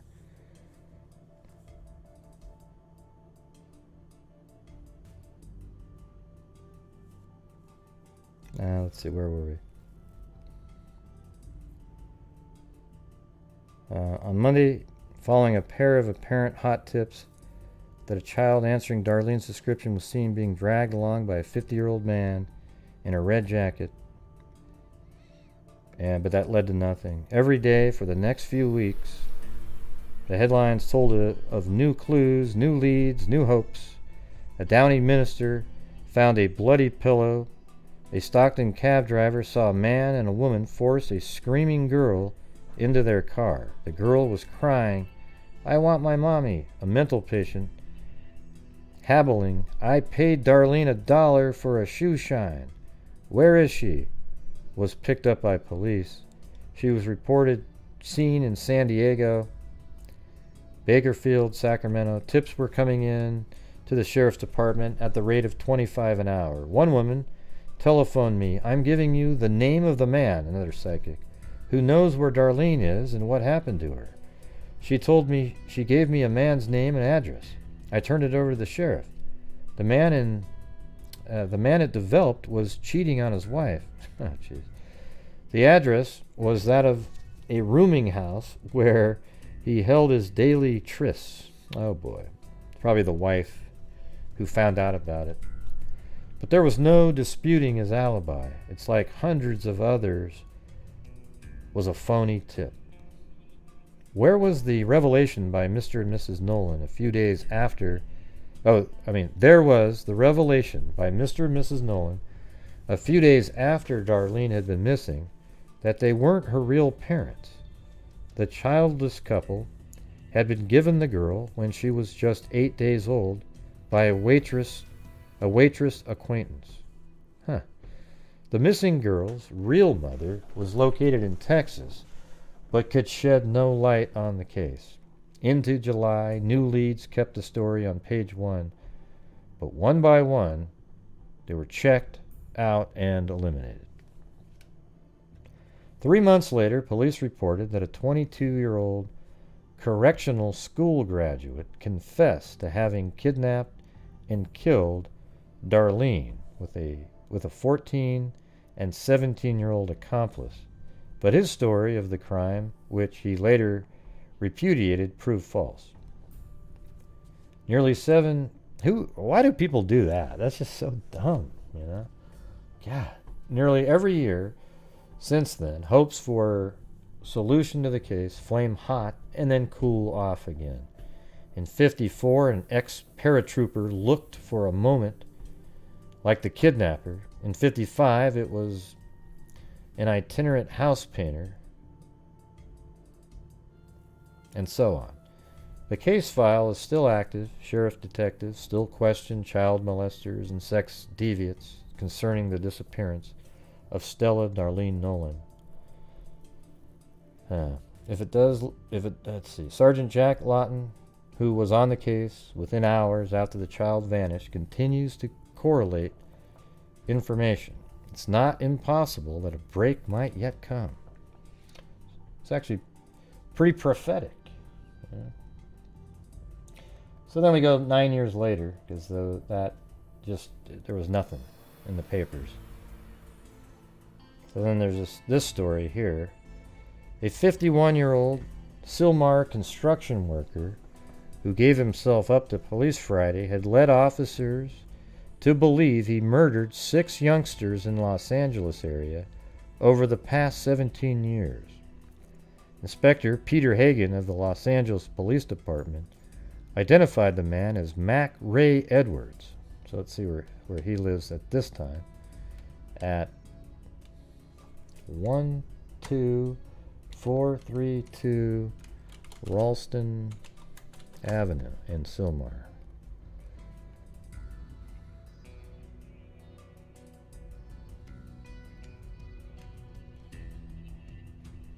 So he lived right there. In 1970, though.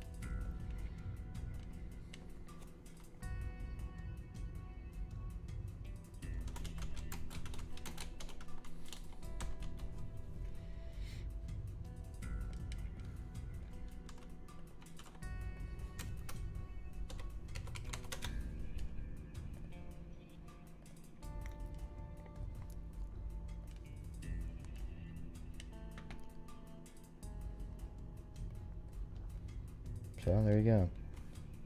That looks like it's been there, right? That's definitely been, that's a 1970, probably even 50 house. That look to it. All right.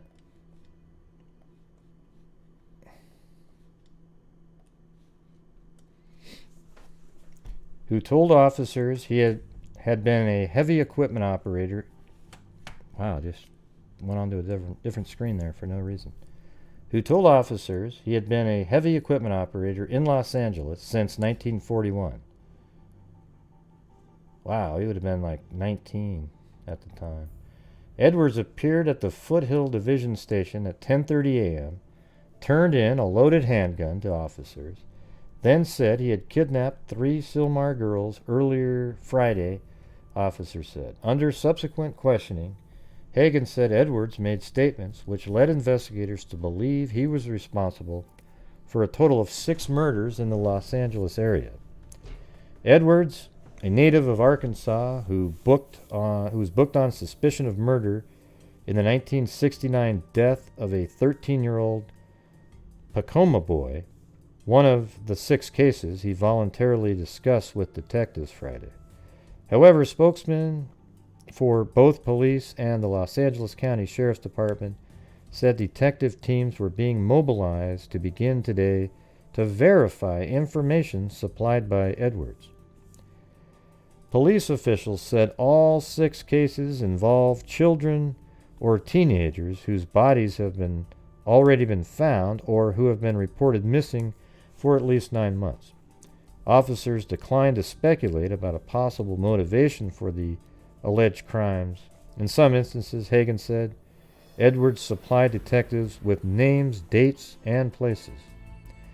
However, officers present at the questioning refused to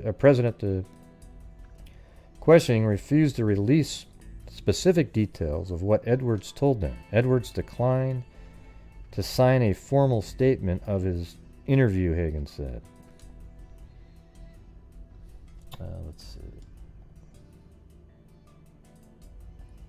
I'm going to move on to a little later. March 8th. Suspect child killing called quiet nice guy by neighbors. Doesn't this just sound like all the rest of them?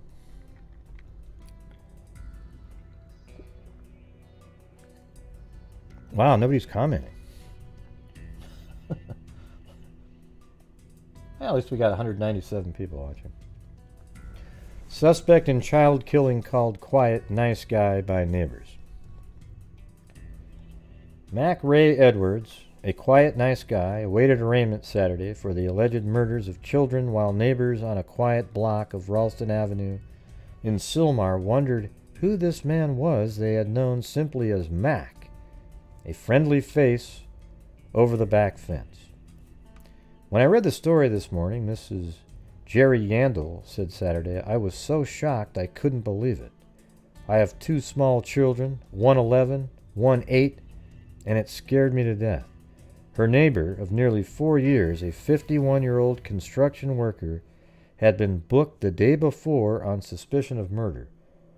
Police said Edwards gave himself up and made statements which led them to believe he may have murdered 6 youngsters, the first as long as 1953. Boy, that date, that year does ring a bell, right? Because that's the one we're talking about. Edwards remained in custody at the Foothill Division Station Saturday when he again went over details of the 6 murder disappearance cases with officers. Inspector Peter Hagen of the Los Angeles Police Department said Edwards has given investigators names, dates, and places. In some instances, it is hoped, Hagen said, that Edwards will be able to lead officers to scenes of the alleged crimes this week. 6 homicide detectives under direction of Captain Deward E. Farmer of the Foothill Division have been assigned to the case. 2 detectives from Los Angeles County Sheriff's Department have also been cleared full-time to investigate the 3 cases that they're looking into right now. Meanwhile, Saturday, neighbors described the Edwards family, who live at 12432 Ralston Avenue, as a nice family, very quiet and pleasant. You know, just like Dennis Radar. Yeah, exactly. They're all like this. That's kind of how I picture the Delphi wacko killer. Okay, Pac or Dick or whatever the hell you want to call him. He came over and talked to me when I first moved here. He introduced himself and said he was glad to have us as neighbors. I thought it was very nice of him. Miss Yandel said he seemed like a normal, very nice man.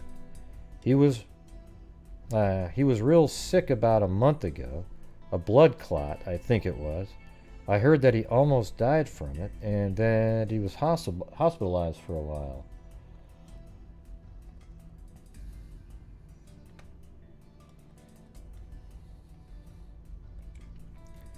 Miss Yandel said Edward's wife, Mary, was very quiet and very nice. I never noticed anything out of the way with the family. She said Mrs. Edwards was an office worker for an electronic firm. They have 2 very nice children, a boy 15. See, look at it, he's got a whole family and everything. Who started in military school about Christmas, and a daughter graduating from high school this semester. Probably ruined. I bet that just screwed up their lives. Mrs. Edwards and the children went to church regularly, but I don't think Mr. Edwards did. and the daughter plays the organ in about 3 churches. Keith Johnson, a next-door neighbor, said he and Edwards often visited across their back fence, and if I ever needed anything done, he'd help me. He was a quiet man. I'm trying to see. I think I've got one of those floaters right now in my eye. I can kind of see something. Edwards, who told police he came to Los Angeles in 1941 from his native Arkansas, had only one previous contact with police, a vagrancy arrest in April of 1941. But Friday, Edwards entered the Foothill Division station with a 15-year-old boy, unidentified as yet by police, handed over a loaded gun, and told officers he and his companion had kidnapped 3 Sylmar girls earlier that day. Wonder why he turned himself in. Then police revealed later he began to talk about murder going back to June of 1953. Well, that is when Stella Darlene Nolan was killed, June 1953. In August 1956, Don Baker, 13, of Azusa, and a friend, Brenda Howe, 11, also disappeared without a trace. 12 years later, in December 1968, 16-year-old Gary Roca's bullet-riddled body was found in his Sylmar home. The same month, 16-year-old Roger Madison. So this guy, he's like, it's strange because he's killing young girls and young boys. So he's an unusual sort of, and they're not all of pedophile desired ages either. Very, very odd.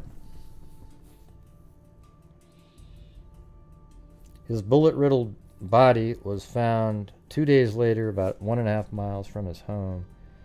Edwards was booked on suspicion of murder in connection with the Todd boy's death. He will probably be arraigned Monday. His 15-year-old companion was in custody. I bet he was like the lure, this 15-year-old kid. I bet he was like, hey, dude, you want to come over, smoke a little dope, you know? And then this guy would come in and do whatever the hell he's doing.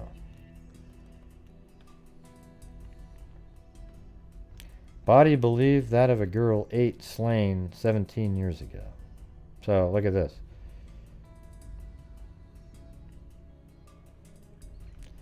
A skeleton believed to be that of an 8-year-old girl. This is 1970, so 17 years later.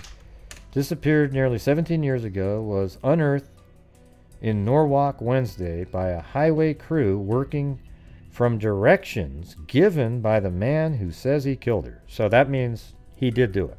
He knew exactly where she was buried. The suspected slayer is Mac Ray Edwards, 51, a Sylmar construction worker who has told police he had sexually molested and slashed the throats of 6 or more children since 1953. Police said the skeleton is almost undoubtedly that of little Stella Darlene Nolan, who was the object of a widespread search after she disappeared from a Norwalk auction center June 20th, 1953. Apparently, this child was his first victim, a police spokesman said. Edwards had been arraigned on 2 charges of murder. So he was like, see, that's exactly what I think. See, I think it's not very common for serial killers to have their first kills sort of in their early 20s or anything. It always seems like it's kind of like when they really get going, it's early 30s and up until like 40s. You know, obviously there are other samples, but I think if you took the average age, it's not going to be in the 20s. It'd be like 30. Hell, you could probably look it up. I'm sure it'll say something like that. I mean, I'm just doing this off of experience.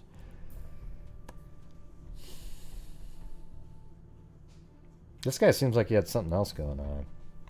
Because he wasn't I mean, I don't know if you could classify him as a pedophile, but because he killed an 8-year-old and then he molested 16-year-olds.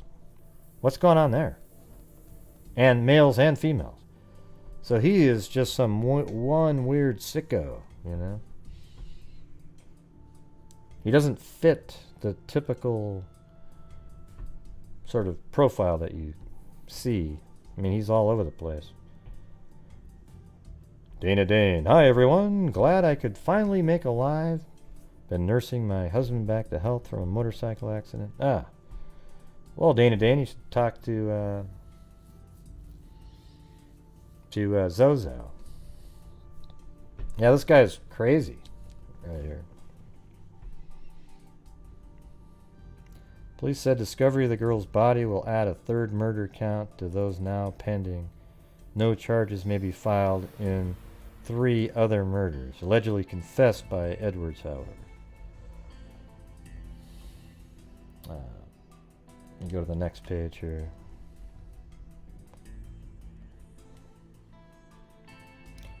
Thank you, Dana Dane. One was reportedly said by Edwards to be under the Ventura Freeway, and 2 others in San Gabriel Mountains. We're not going to dig up the freeway, Kenner said.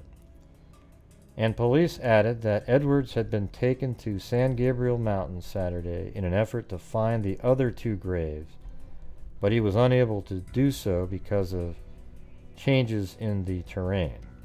Police say they took Edwards to the mountains shortly after he had pointed out the exact spot about 1/2 mile south of the Florence Avenue off-ramp from Santa Ana Freeway where the little girl was buried. Let's see where that is.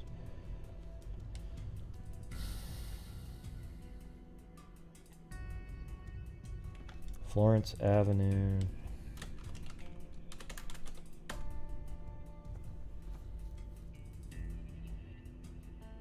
Would this be in Los Angeles or?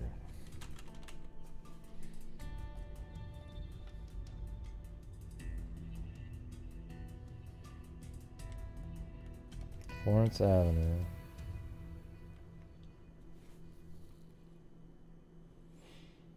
One-half mile south of the Florence Avenue off-ramp from Santa Ana Freeway.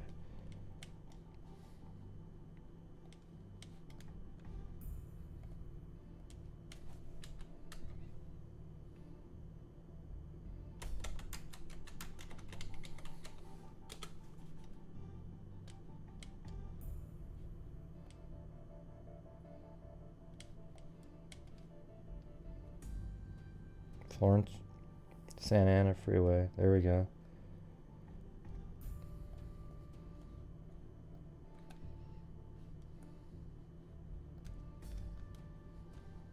So it's the off ramp. And I think that would be like right here.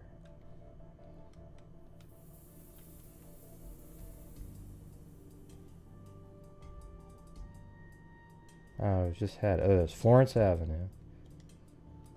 Santa Ana Freeway.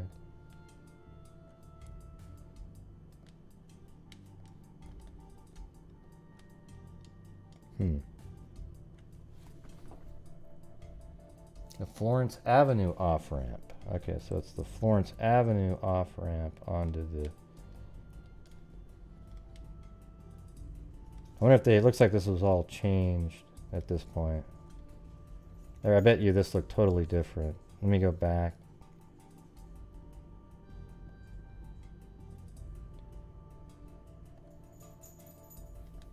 This is 1994. So there is like this little right here. I think that might be considered an off-ramp right there. I think. It looks like they're getting rid of it though. I don't know. I don't know if that's coming. It looks like it's an on-ramp though. They said off-ramp though, right? So the Florence Avenue off-ramp. No, but it's from Santa Ana. So it would be something like off of here that put you onto Florence. Which is weird because... Well, anyways, let's just say it's a half mile from here somewhere. Well, shit, what case is this?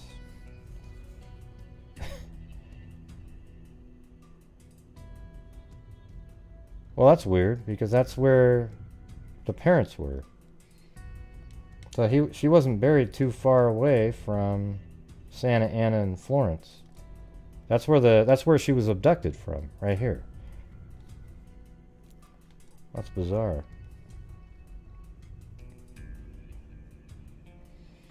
Police said they took Edwards to the mountains. Okay. He had pointed out the exact spot about 1/2 mile south of the Florence Avenue off-ramp from Santa Ana Freeway where the little girl was buried.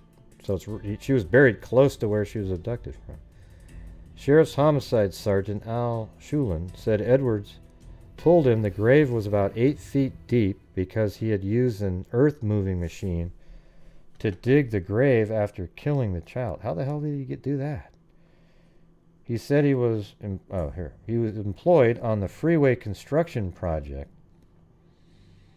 Ah, God, that's just incredible how these psychos use their, like the truckers, the serial killers that are truckers, and then these construction people. Look at how crazy this is. He was working there.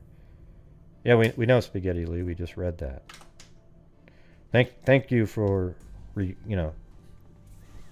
repeating it, though. It's right here in the article. For anybody taking notes in the chat. He said he was employed on the freeway construction project in that area at the time. Sholin explained he said he came back at night and used the tractor he operated during the day, carrying the child's body with him on the machine all the time. So he probably was working, and then he went and abducted her, sexually assaulted her. Then he went back to where he worked, which isn't that far from the location. Yeah, we know, Gene. Yeah, everybody knows that people keep the tractors and everything on the sites. Man, you guys are doing the repeating all the obvious stuff. Yeah, this guy is psycho. Anyways, he said he came back at night and used the tractor he operated during the day, carrying the child's body with him on the machine all the time. Wait, hold on a second. He said he came back at night and used the tractor he operated during the day, carrying the child's body with him on the machine all the time. Wow. What a psycho. Workmen from State Division of Highway removed about 5 feet of earth from the spot with power equipment Wednesday, then completed the disinterment with shovels. All of the child's bones were recovered, sheriff detectives said. Identification of the remains, however, remained incomplete, according to coroner's office officials. The Nolan child was first reported missing by her stepmother, Mrs.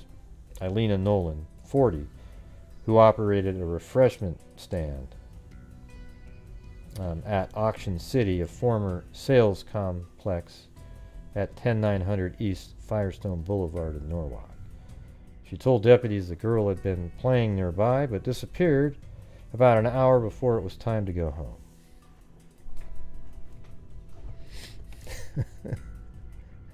Oh, man. I'm going to have a Gene Encyclopedia notification signal.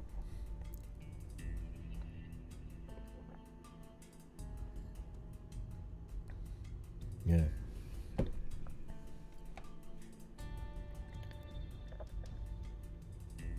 Well, you need to unsubscribe, subscribe again, hit the notification bell, and all the all notifications. Yeah, well, the thing is it used to be where you could take your eyes off of children, but you can tell you can't do that anymore. I think what they need are basically wire sort of harnesses that you attach to your kids while you're walking around. So they can't be pulled, like those ones that extend and can retract automatically.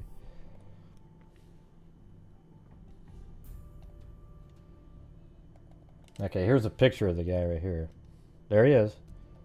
Just average Joe walking around. But just picture that psycho. Man, God. Mac Ray Edwards, 51, is escorted by deputy as he arrives at court in Van Nuys for a preliminary hearing. I don't know if he's still alive. If he was, he'd be 101.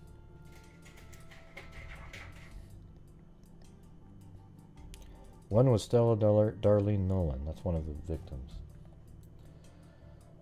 Alright, then on March 30th, 1970, Edwards fails in suicide try. Oh, just like Jody. Oh, it hurt too much. Oh, I couldn't do it. Ooh.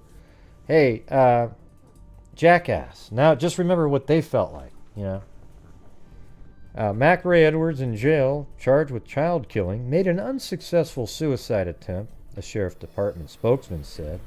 Edwards, 51, was found in his high-security cell at Men's County Jail with a 14-inch slash on his abdomen. Isn't that the last place you'd try to kill yourself? He wasn't trying to kill anybody. He was looking for the... wow, he must... Poor guy. He's so down. Hey, look it. You cut your abdomen, you idiot. He was rushed to the prison ward at Los Angeles County USC Medical Center, where he, the spokesman, said the former construction worker was listed in good condition, the spokesman said. In fact, we laughed at his claim of attempt of suicide because it was just a little cut on his belly. Apparently inflicting the wound with a razor blade. He was just... Yeah, don't you think the razor blade would have worked better if you'd cut that somewhere else? Edward was held for trial March 17th on charges he killed 3 children and kidnapped 3 others.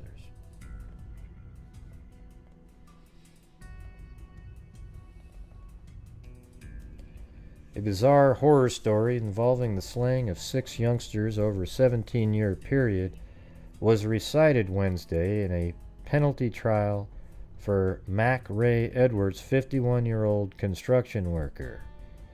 Edwards earlier pleaded guilty in Van Nuys Superior Court murder in 3 of the slayings. Bodies of the other 3 victims, he said, he had killed were never found. A jury will determine whether he will receive the death penalty or a lesser sentence. Deputy District Attorney David E. Kenner called police to testify about Edwards' voluntary admission that he had killed 6 young children or teenagers. Sergeant George H. Rock said Edwards surrendered after 3 girls he had kidnapped escaped from him in the Newhall area. Rock said Edwards handed over a .22 caliber automatic that he definitely would have killed those 3 kids with. I'm glad the 3 girls, got away because it would have been 9 instead of 6. Which said exactly what I just said. Rock said, according to the confession, Edwards' chain of killing started in 1953 when he kidnapped Stella Darlene Nolan, 8, from Auction City in Norwalk. Edwards took the girl. So this is now where he's gonna say what he did. Edwards took the girls. Let me do that part again. He kidnapped Stella Darlene Nolan, 8, from Auction City. That was the subject of this story tonight. Edwards took the girl to his Azusa home, sexually molested her, and then tried to strangle her, Rock continued. After he thought the girl was dead, Edwards threw her... Ah, man, this is messed up. So he tried to strangle her, thought he was dead, and after he thought he was dead, he threw her body off of a bridge, according to Rock. The following day, however... Oh, God. Oh, man, this is going to get really shitty here. The following day, however, he returned to the scene and found the girl still alive. Ah, shit. He stabbed her with a pocket knife, Rock testified. You know how you know that's true? It's because who in the hell would ever admit to something so heinous? He stabbed her with a pocket knife, Rock testified. The girl's body was later found under the Santa Ana freeway, where Edwards was working at the time of the abduction. Oh man, that's horrendous. God. Grim details also were unfolded in the deaths of Donald Allen Todd, 13, and Gary Rocha, 16. Rock quoted Edwards as saying he was in the Granda Hills home November 26, 1968, waiting for Rocha's 13-year-old sister to return from school when the boys surprised him.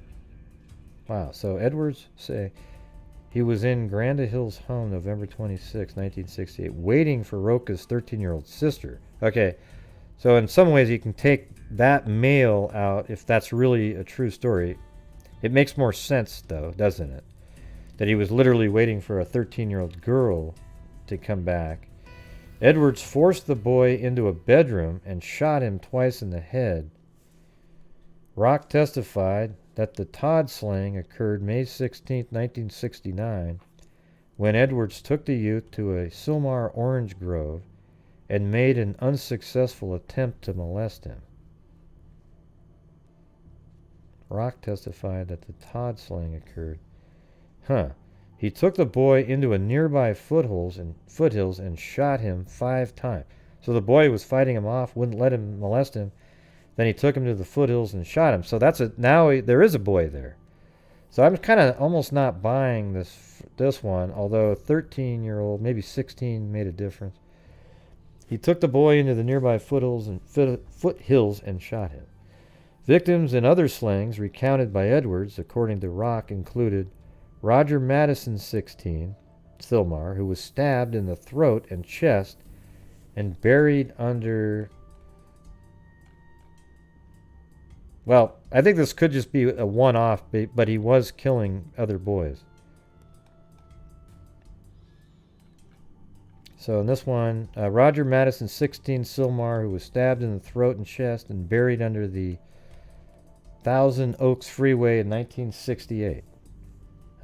So again, he was working on a construction site and did the same damn thing. Brenda Howell, 11, his wife's sister, whose throat was cut and whose body was thrown over a cliff near Azusa.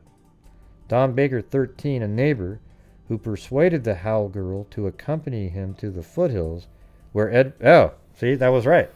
That teenager, Don Baker, that he walked into the police station with was exactly what I said he was. He was a lure. You see that? Don Baker, 13, a neighbor who persuaded the Howell girl to accompany him to the foothills where Edwards was waiting. Rock testified that Edwards told him he paid $7 to Baker youth. He said when he met the 2 children, Edwards hit the boy with a rock. So maybe that's not the guy. So the other teenager, though, he used as a lure as well and brought him in because they were busted. The 3 girls got away. He used this boy also as a lure and he killed him.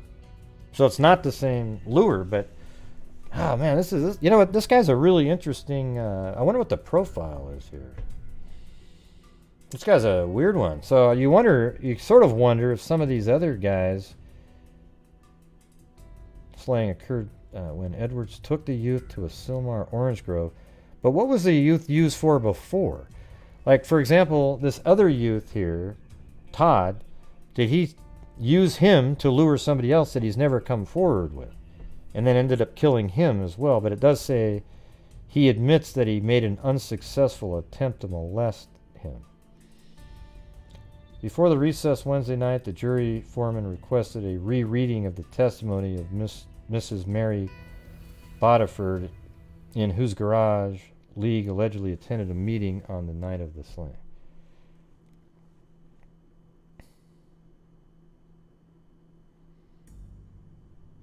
God. This guy's a really monster. Yeah, I've never even heard of this guy, to be honest with you. Have you?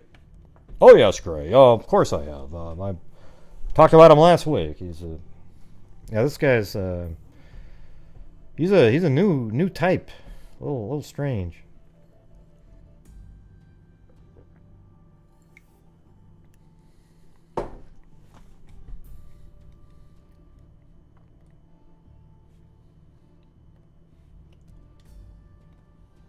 Let's see. And here's a picture of him.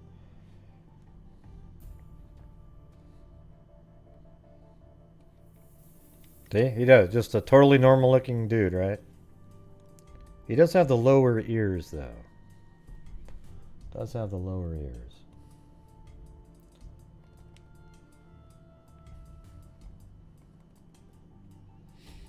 And then there was this article. This is in the description. Apparently that's him too. I don't know. Kind of looks different. Although the mouth is the same. Everything's kind of the same. And look, that's them. They were actually looking for bodies more recently too.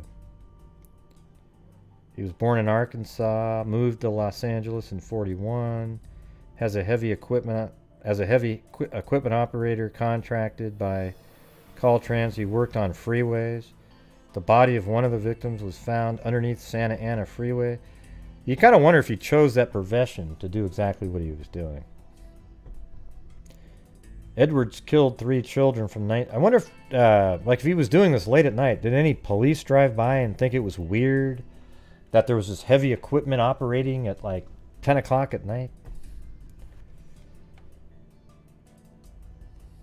In 1970, Edwards and a teenage male accomplice kidnapped 3 girls from their home in Sylmar. He would have been killed, that kid, after the slaying. If he had killed the 3 girls, he would have killed the boy. When the girls escaped, Edwards surrendered to police and confessed to molesting and murdering 6 children. After 3 bodies were recovered, Edwards pleaded guilty to 3 counts of murder and was sentenced to death. On October 30th, 1970, following 2 unsuccessful attempts, Edwards was successful in committing... Oh, he did kill himself. Edwards was successful in committing suicide by hanging himself with a television cord in his cell in San Quentin. God, I feel so bad for the guy. You know? I just... Oh, what an idiot.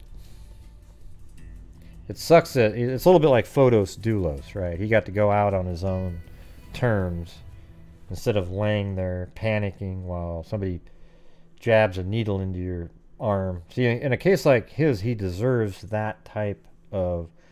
It should be where you know... See, here's what I would like to see in a case like this with a psycho that the torture, especially what he did to Stella, right? Literally choking her, he thought, to death, then throwing her off a bridge. And then he goes, hey, let me go check that out again. He was probably going to go pick her up because he wanted to bury her on the... Or maybe he even thought of his M.O. after he found her body, and then he decided, you know what, I could use my equipment to bury her, because she was his first victim. So I bet you he used that as an M.O. because he realized after he threw the body off there, it wasn't really secure and everything. So then he goes down there, she's still alive. Then he stabs her to death. Then he uses his heavy equipment, digs a hole, puts her in it. But I bet you anything that he learned the M.O. of using his heavy equipment for the rest of the bodies because it was an idea that he came up with after he recovered Stella's living body, and then he killed her. What do you guys think? Man, don't all chat at once, all right, everybody? You guys are like just...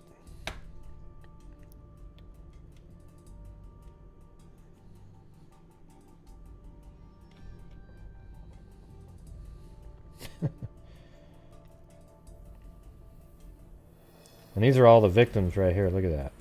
8. They have actually 8 down here. As of March 2007, the Los Angeles Police Department was investigating the possibility of Edwards' involvement in the disappearance of Thomas Eldon Bauman, 8, of Redondo Beach. I think he's killed more than that. This guy probably killed... I mean, almost all the kids that you haven't solved in that general area.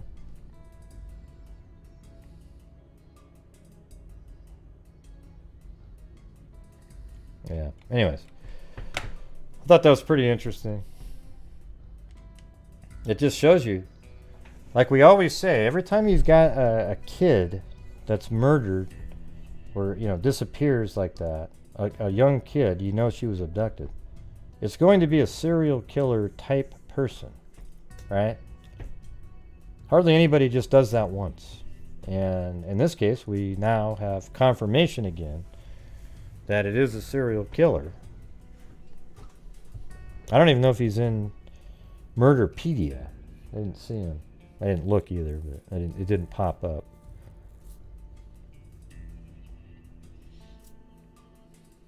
Yeah. So, there you go, everybody. I think that's going to be it for me tonight. I appreciate you all hanging out, buying me some drinks and whatnot. You know? Or we could sit here and have another. I don't know. Could have been his first time he killed.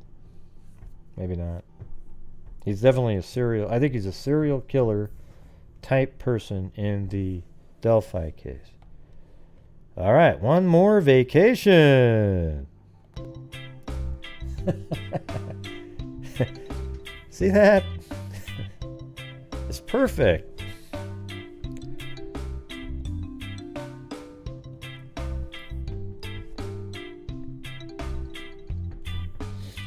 Thanks, Dana Dane. You.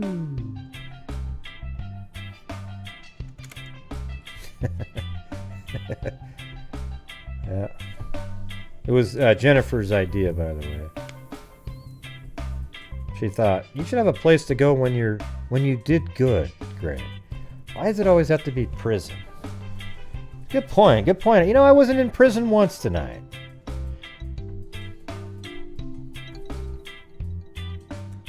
Well, I could put a video back there. I might look for one or something like that. Oh, you got the Chewbacca.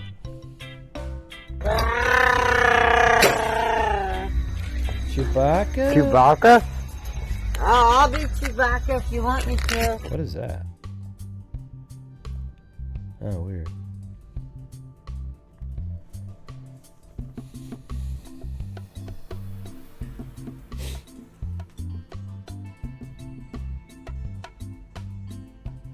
Here, I'll be back in just a second.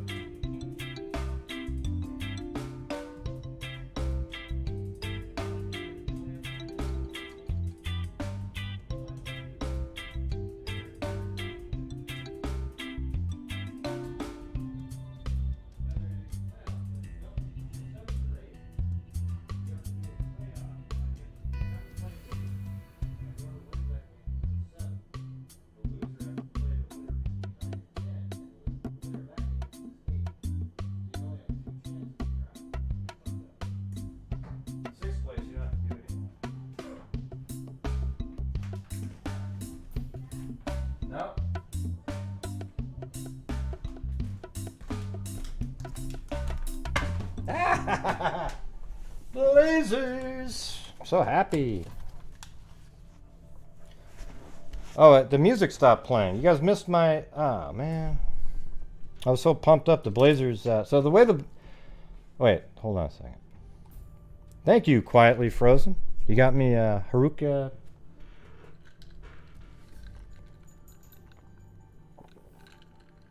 Not sure what a Haruka Matata is. Thank you, Georgina Stolica. Georgina Stolica. Yeah. Oh, yeah. So the way that works for the playoffs right now with the NBA, if you're in 7th or 8th position, there's like a play-in round now. It used to be if you're in 7th or 8th, you're in the playoff. But now 7 plays 8, and the winner of that game, they are 7th place. The other team that was 8th that lost that game, they'd have to play the winner of 9 versus 10, and then the winner of that game becomes 8th, and then the playoffs are set. So the Blazers have 2 more games. If they win one of them, they're in 6th place, which means they avoid doing that weird play-in. If they win both of them, they're 5th place. It's that close. So, anyways, there you go. I'm sure that was really interesting to you guys. You're just riveted by that. I'm trying to figure out how my mic is floating in the air like that. Have you figured that out?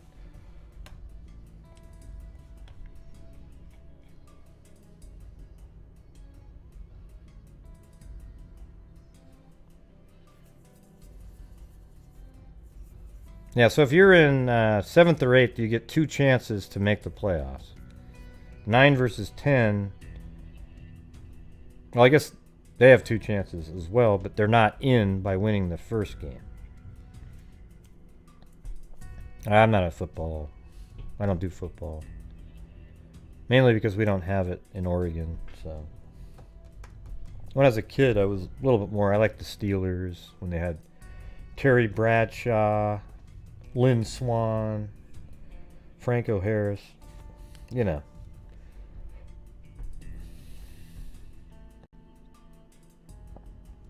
I've got all these boxes of sports cards.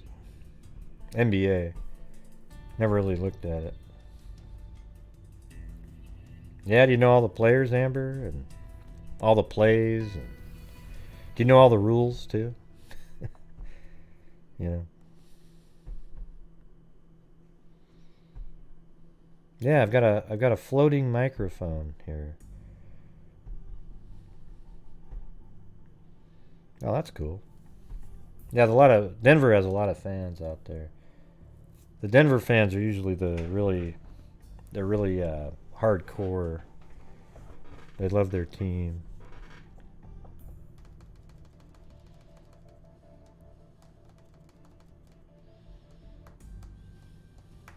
Yeah. Hockey is a great game. It's just not. It doesn't really ever seem to pick up more interest. You would have thought after the Miracle on Ice, it would have picked up, but it doesn't really do it.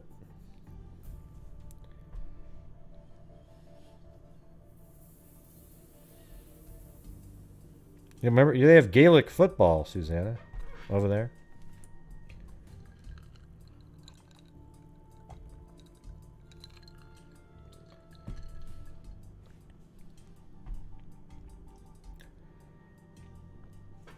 Roll Tide by Leah Furness.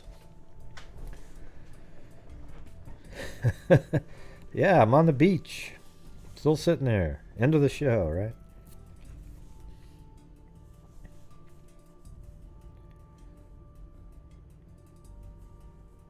What does that mean? What hump?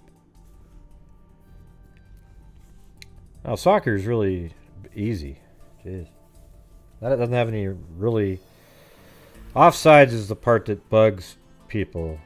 You know, they should just get rid of it.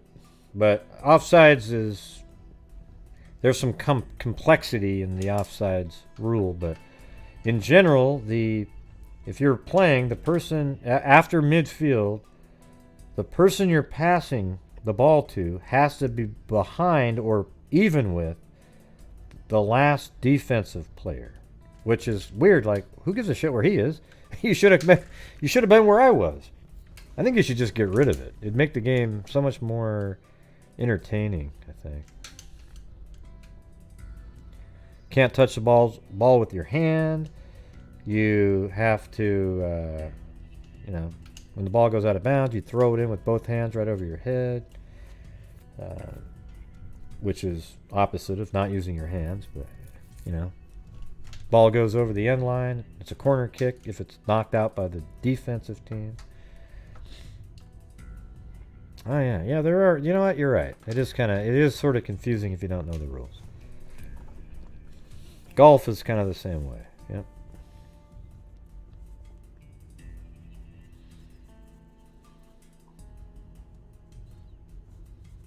Huh?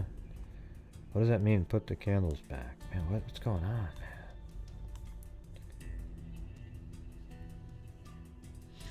Yeah, lacrosse is... My brother broke his collarbone playing that.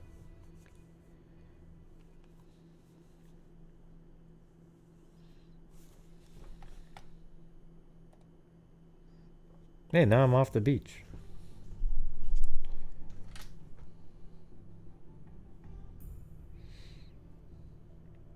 Wait, hold on. I think I need to have the music playing. Let me fix the music. There we go.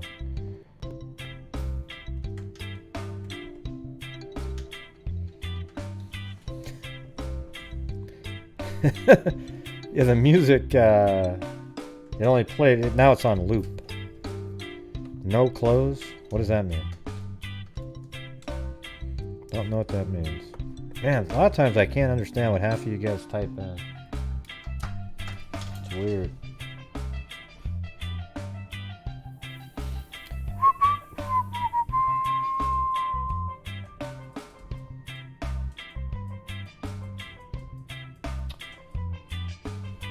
You know what? You know what the most incredible sports... people talk about Wilt Chamberlain's 100 points and all that. But you know what's even bigger than that? What's even better than that is when Tiger Woods won the U.S. Open in 2000 at Pebble Beach. Like, he had a horrible front nine. He shot like a 40. And then he ended up the tournament at minus 12, right? But you know what second place was? It was plus 3. That means 15 shots better than second in a major. But here's the deal, though. Here's what's incredible about it. There was like two people tied at plus 3, and then it was like plus 4, plus 5. Every single other player that made the cut of the entire tournament was within 15 shots of second place. So he won by 15, and then second place was plus 3, and then the last place was plus 18. So you picture it was just so incredible. Like, he literally was, every single other player was within 15 shots of second. I don't know how to explain it, but if you looked at a graph, it'd be weird looking.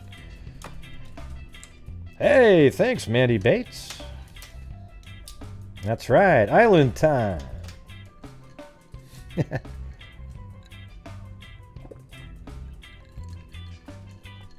I do?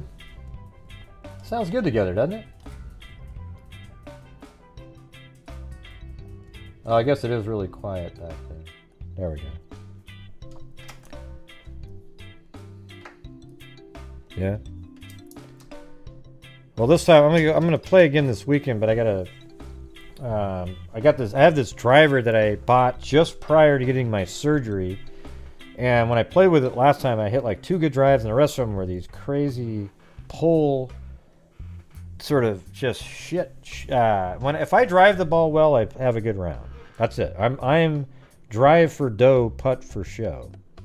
They normally say drive for show, putt for dough, but no, when I put it in the middle of the fairway, that's when I shoot in the 70s. But when I yank it over here behind a tree, get it over here, and then we're just looking into some crazy scores. Thanks, Nate. Cobra? No, hell no. Jeez, are you kidding me? Jeez. It's a Callaway Maverick, I think. But I'm going to play and I'm going to keep adjusting it until it works the way I need it to. Last time I just played with it. I've got another shaft. I've got a regular shaft and a stiff shaft for the driver. The stiff one's already on it. The regular one, I've got to, I don't know. I'm going to see how I can adjust it with the other one first. Of course. Yeah. Yeah, at Langdon Farms, I shot I think it was 2 years ago, a 70. That was my best score I've ever shot. It was 1 under. Never broke. I've shot 74 a million times. 73, well, 72 before. But then I shot a 70. I just wanted to get into the sixes. 69 or 68 or something. I know that's people's favorite number, but.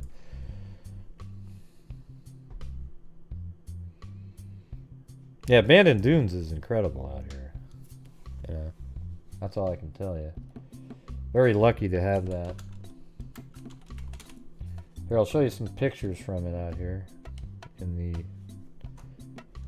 I'll have to switch screens though. Yeah, look at these.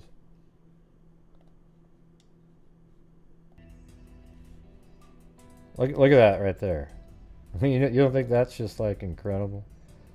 That's what it looks like. I don't want that.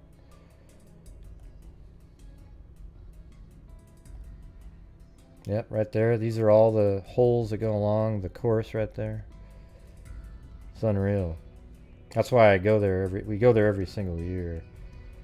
See that? It's actually, it's rated, Pacific Dunes beats out Pebble Beach many times. Like it's always 1, 2, 1, 2, 1, 2, goes back and forth. What makes it better is that there's no homes. It's like a more natural feeling. Pebble Beach, you got all these homes all over the place. And, you know, that's one of the problems with it.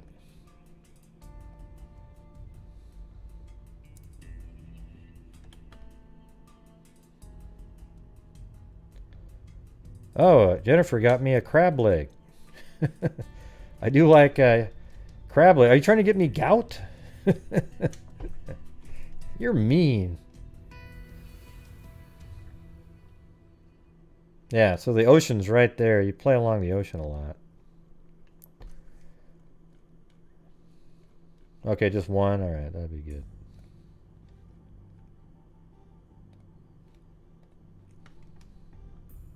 Did you go look up some videos on Abandoned Dunes? That's not one of them right there. That's not one of the holes. Anyways, you go there. We go there every single year. We go there in February. The weather's always pretty good. It's like 50 degrees. Maybe rains a little bit. It's cheaper. It's like $140 a round. You can get a caddy. It costs another 100 about. And you're just, you know, it's crazy.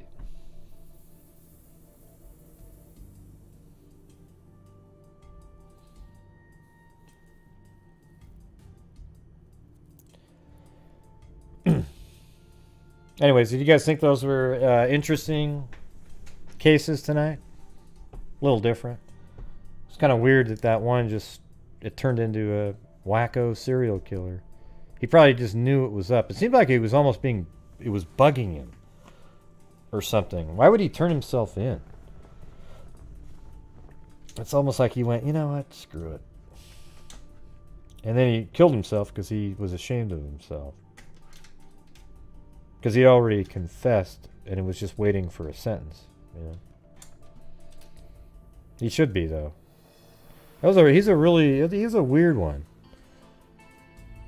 Very odd. You don't see that too often.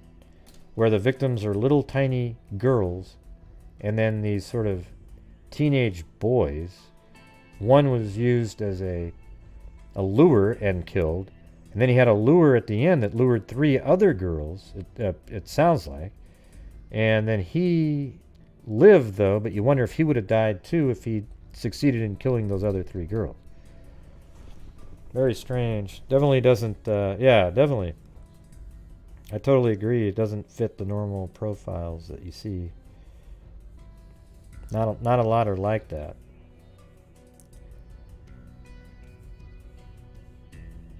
Yeah.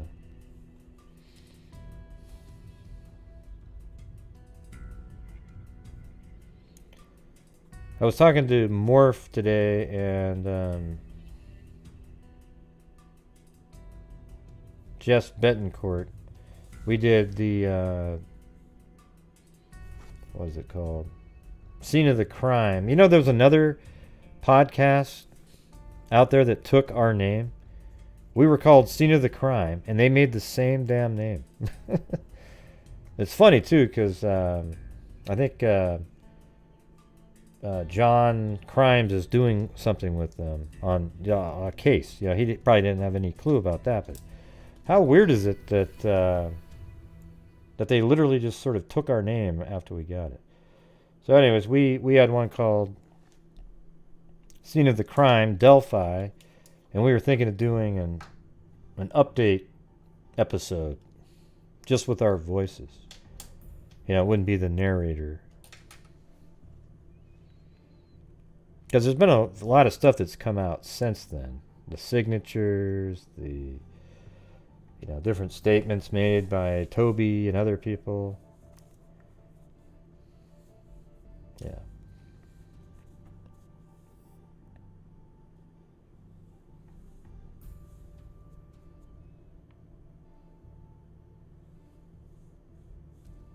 Who's an amazing person? Spaghetti Lee.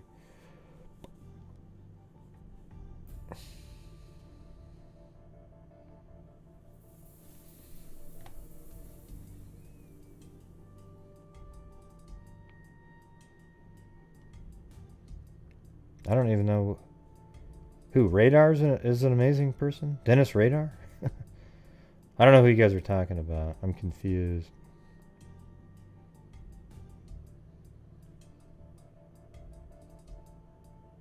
Oh man, you guys are all over the place. Jesus. A hockey player. How'd we get onto that?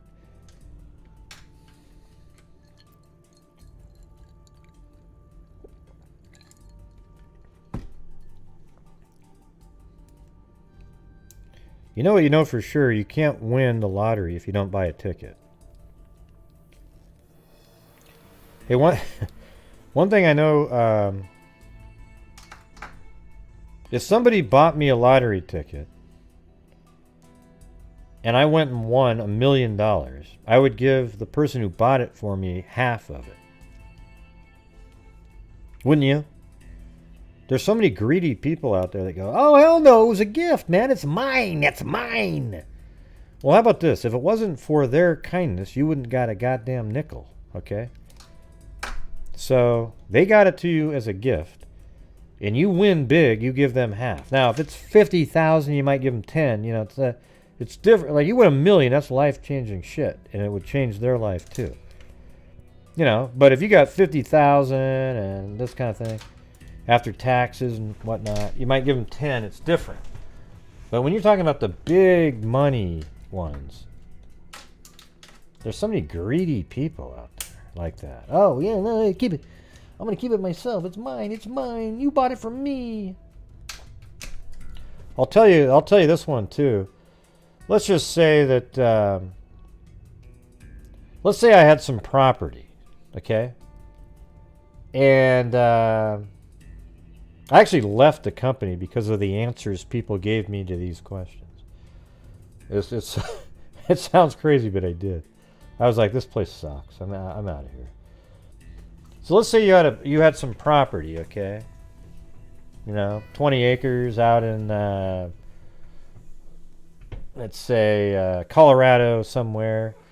And some gold miner guy was walking around he didn't know where your property line was, and he started digging around. He found a shitload of gold in this big area and everything. And then it turns out where it was your property. You didn't even know there was gold anywhere. Well, the thing is, I would give that guy a bunch of gold because he found it. I wouldn't even have known it was there. Because now I am going to be rich because some guy accidentally stumbled on my property and it was, my gold. And it wasn't his. But I wouldn't have known about it. So I'm going to give him money. But people don't do that. They go, oh, it's mine. I'm going to get him arrested for trespassing. Oh, God. Makes me sick.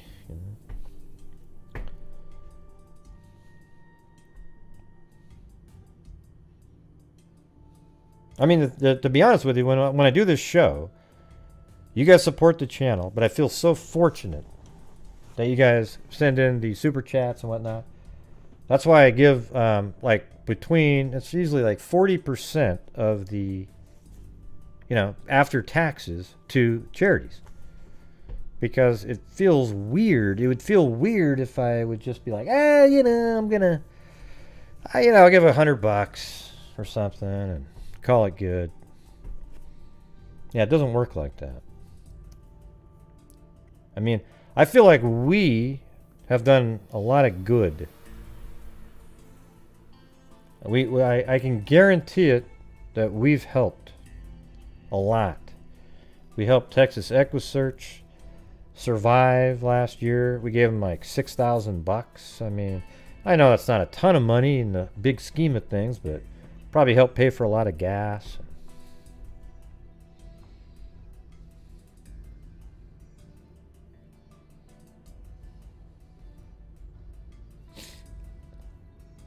Yeah. Yeah, so I always feel like I'm like a lottery winner with you guys. You guys are, it's so generous. The generous freaks. So I appreciate that. And I hope you guys, I mean, I am very clear just about on every episode exactly what goes on. That you guys are supporting my channel and charities so that I can keep doing the show every single day. Except I did take a break the other night. Okay, I'll be honest. I think that was the first day off in like 100, right? I even did a show when I went to Seattle to get my surgery. And then I did a show when we were stuck in a hotel during our power outage. Man, you guys are so lucky, man. What do you mean? What do you call it luck, man? Maybe they hate it when you're coming on. God, that's really mean, Mary Lou. That's really mean, Mary Lou. Yeah, you remember that one? I was in the hotel sitting there. I was still just doing the show, man. Of course, it was just us talking and whatnot. But it was when all the power went out. Yeah, we just went over there. Worst hotel in the history of mankind, though. It was just, oh, God. Pit bulls running around in the hallways. Uncomfortable beds. Our dog Blue was barking at every single freaking sound. Yeah, I was sitting against the headboard, yeah. And then when I was in Seattle, I did a show. I think I even did a show when I came back from surgery. The time I didn't do a show, I think it was when I got home from surgery that one night. But the day I got, the following day when I made it back home. Man, that's crazy. Oh, yeah.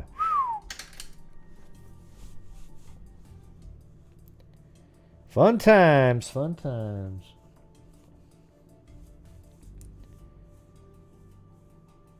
Yeah, I don't remember the golf day.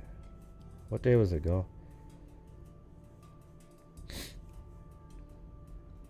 Oh, yeah. Well, I just took a day off, like, a few days, this last weekend. At some point, I might try to do 2 weekends a month or something. Just to be able to do my own thing. Maybe find some time to edit some of my nefarious videos. I never seem to have time to do that.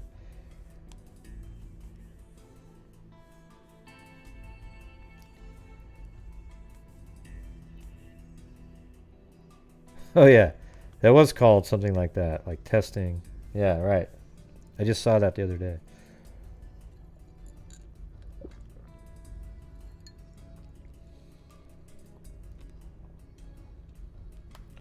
What do you mean that nobody can steal away? What does that mean, Susanna?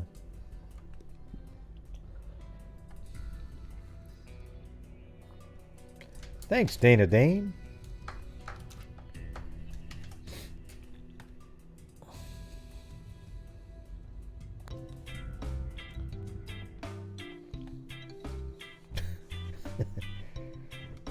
Tiny bubbles. As long as you have screen capture, you can copy anything, Susanna. Yeah. You just have to put a watermark in there and... Yeah.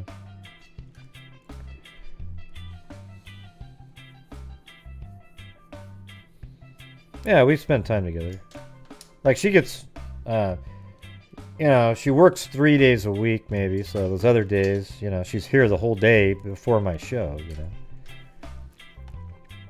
She likes working out in the yard, though, which is good. Yeah. So I think next year I might be, I'm going to try to go to CrimeCon. They're doing it this year. I know some people are going. I think John Lorden's going. I just don't think it's the greatest time still to be hanging out with thousands of people. It's just not really.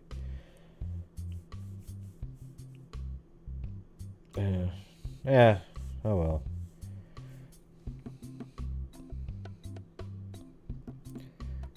Susanna always tries to find a way to get back in the dog conversation. You notice that?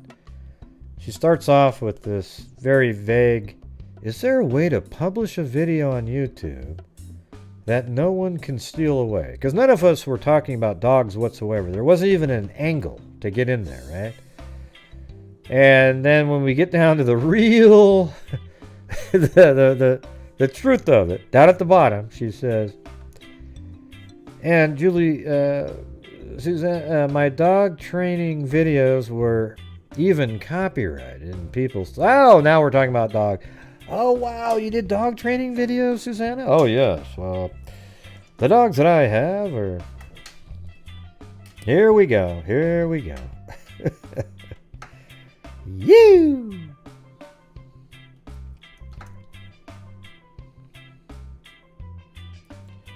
Yeah, next year, if it's where I think it might be, I might drive to it. It'll be cool. It'll be cool. Maybe I can have 70,000 subscribers by then. Who knows? That'd be kind of cool. Subscribers come by pretty slowly after people like Harvey and Greeno and those types got into the true crime community. They pick up a lot when they first get going because everybody's like, wow, look at these, whoa, you know, and then it just... so they get some of these subs, but when they really realize what's going on, they kind of peter out.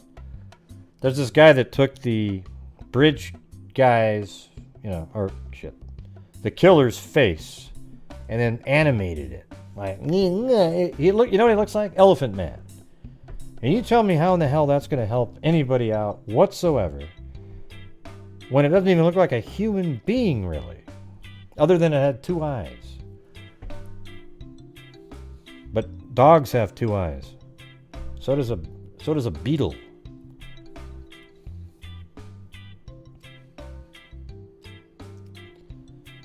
Well, I'm just telling you guys, there will be a grift that goes on, and people will realize it, but there's too many suckers out there that just keep on believing there's something good there because he just, oh wow. I mean, you wouldn't believe. Let me show you what this person wrote to me. Let me play this. Where is this crap? Let me go to my. Guys, get it. You get to see all the joy that I deal with. It's awesome. It's always good times.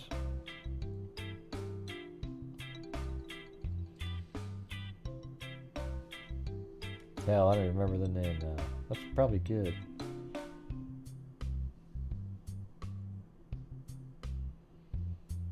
Oh, there it is. There it is. So she starts off saying, listen to this. Let me tell you the whole email string. Okay, you guys want to hear this one? This person's name is Bernadette. Okay, but I won't give you the last name. A lot of Bernadettes out there.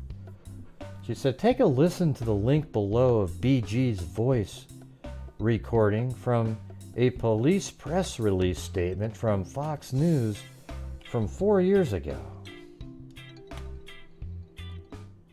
Alright? You will need headphones on to hear it clear.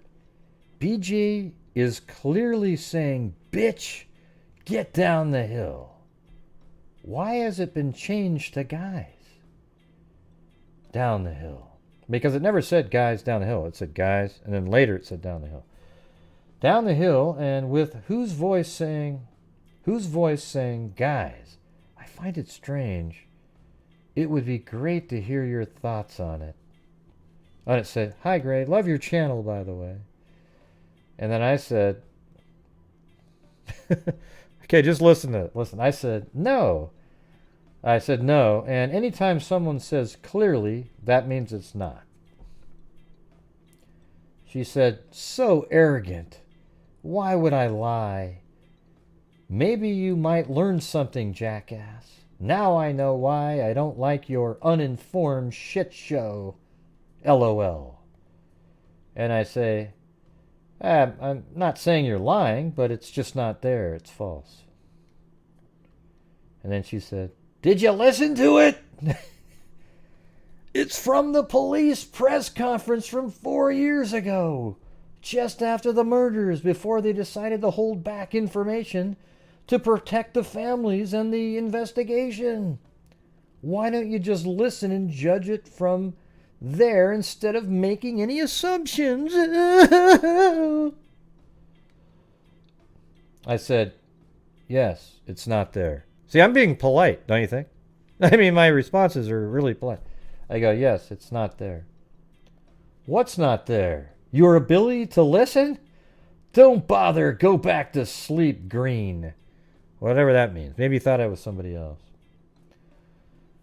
And then I said, it doesn't say bitch. You believe it says that, much like someone hearing something on EVP or a dog in the clouds. It's just not there. Either way, what's the difference? What's the difference? What difference does it make, I said. Just know this, though. You're wrong. And then I followed up again. I said, I've listened to it 1,000,000 times. I know what you're referring to. You're wrong. Now take your delusional bullshit attitude somewhere else. And I said, Green? And then I said, LOL, you need help. And then she wrote back, LOL, well, I certainly know now I don't need your help. Guess you're prone to hearing things too, like Abby supposed to have said, that creep guy. LOL, you're not great as you like to think you are. Didn't you pay over $400 for some Google Earth thing of the Delphi area when you could have got it for free? LOL. Hey, no, idiot Bernadette. We found a satellite image from February 13, 2017. It just wasn't clear enough, and it was at noon. So no, that's not free anywhere else, you idiot. Okay. I only sent you the link thinking at least you would listen and hear what I genuinely hear. And you ridicule me. No, I didn't. My first response was just saying, anytime someone says clear, it's usually not. And no, it doesn't say that. No hard feelings. Oh, listen to what she said. No hard feelings. I prefer to watch Anthony Garino. He's way better looking than you are. And I almost want to say, really? With that tiny little head and the kind of strange. And I said, cool, yes. Reno allows garbage like you presented. Good luck. Beware of the grifter. And then she said, 1,000,000 times. Now that's delusional. LOL. At least I don't make money. See, this is what I'm saying. People actually say this shit. At least I don't make money on the backs of other people's misery and suffering and turn it into a shit show of entertainment. Now you go take your narcissistic little self and eat shit. See, can you imagine having to deal with this shit every single day by these losers out there? It's crazy, right? Then the next one is, by the way, I didn't present the audio. The police did 4 years ago on Fox News press release. Sucker. And I said, yes, I've heard the audio 1,000 times. I should have said, but I did say 1,000,000 before. You just believe you hear bitch, and now that's all you can hear. Law enforcement obviously would have mentioned it, says that, or would have removed it completely. It just simply isn't true. Good luck. And it says, I have sent $35,000 to crime-related charity, and yes, my channel is monetized. Do you complain when IDTV has an ad? Do you write them your stupid-ass comments? You are an embarrassment. Now I will be blocking any further emails from you. Grow up. And if you already are, wow. Okay, there you go. All right, everybody. So there we go. There we go. That's the kind of conversation that I have with random people. So sometimes you wonder, God, why is Gray in a bad mood today? You know, it's just this kind of bullshit like this, right? See, isn't that crazy? Like, just out of nowhere, somebody emails me. And then what's weird is somebody will email me something like, Gray, have you watched The Sons of Sam? And that's it. That's the only thing that's in the email. No name, no, nothing. And I'm like, what do you mean? Okay, well, why do you want to know? And, give me something. Give me some kind of something to converse about. What am I supposed to say? No. Well, you should, Gray. It's really cool. It's got the...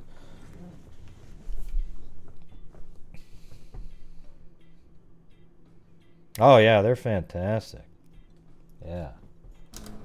Hey, check out my channel. It's really fantastic. Yeah. At least I just have my Mary Lou and John Boy conversations. It's not a pretension.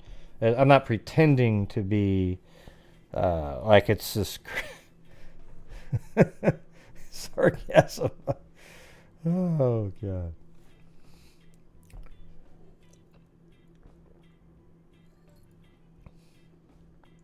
Yeah, well, he's really has a lot of people fooled over there, I can tell you that. I do have people that contact me and go, God, Gray, you were right. I didn't believe you at all. And it's true. So, read us more what? Oh, that's all I had. Yeah. Oh, you mean more people? Shit, man, I've got a bunch of people blocked on Gmail. You almost have to block them.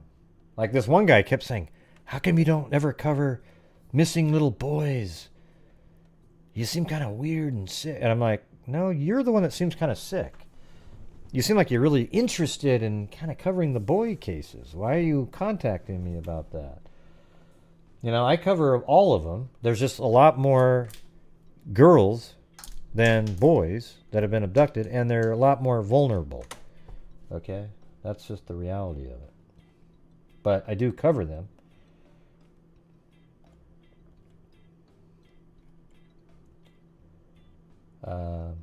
Is this entertaining for you guys? Oh, there it is. Spam. Let me see if I can find some guy that's still in there that still writes when I don't even read them. There's got to be somebody in there.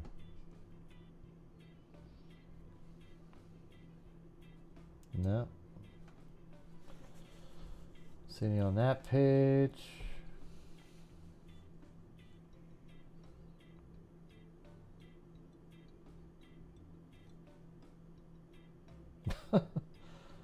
Oh man. You guys ever check your spam folder on Gmail? Man, it's wild.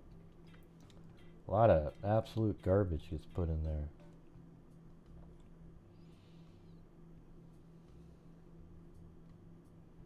I can't find any. They're buried deep down there. It's been a long time. But I get crazy emails all the time. Just, gosh, Gray, I mean, the way you know, they say crazy things. Let me just say this. What they say is you belittle women, okay? Well, listen, I don't treat anybody differently than anybody.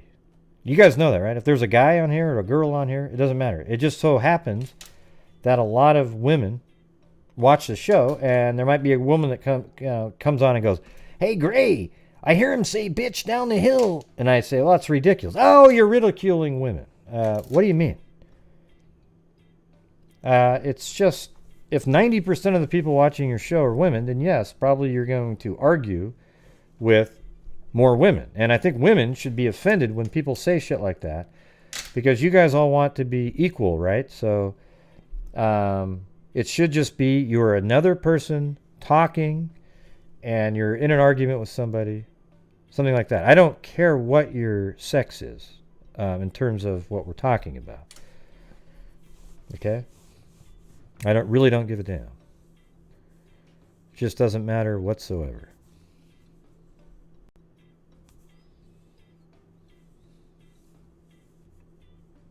Well, cool, Dana Dane. That's nice. Yeah.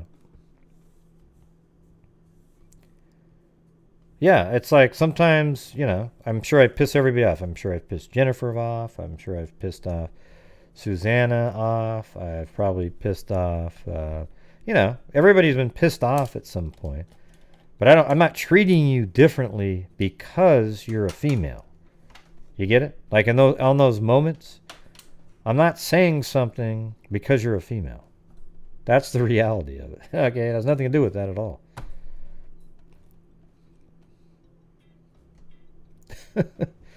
I'm not going to do any more Spaghetti Lee.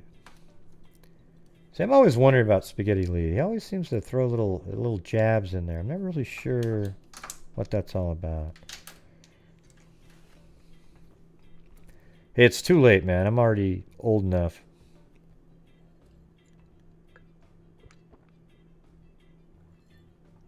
In biatch mode right now. Don't know what that means. What does that mean?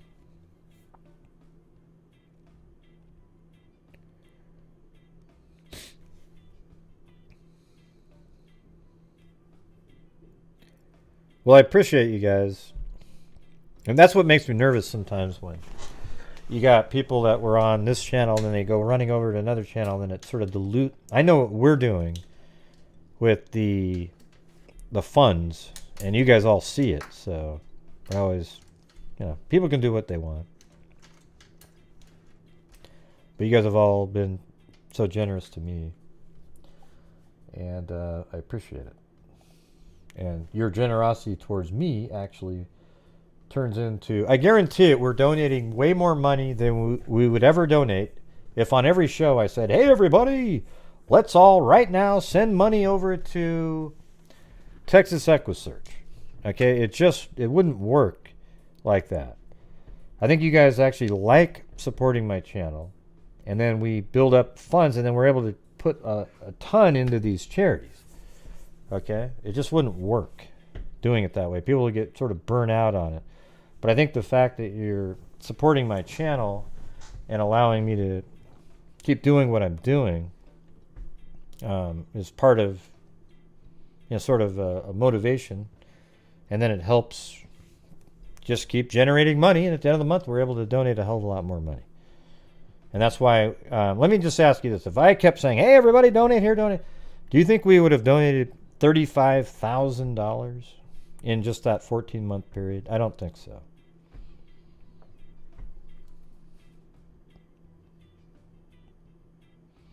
Yeah, actually show the receipts on the screen. Like literally when the email comes in.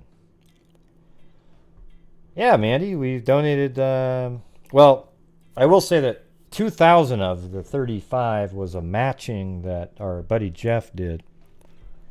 But I'm including that because he actually said, do you want me to send it to you? And I go, no. I wanted, because that would be fully, a matching thing's a different deal. I wanted it all to go to that. But it could have gone to me, and then I would have donated, but it would have been less money because it's a percentage deal. So we're at 35. What are we at now? Jesus.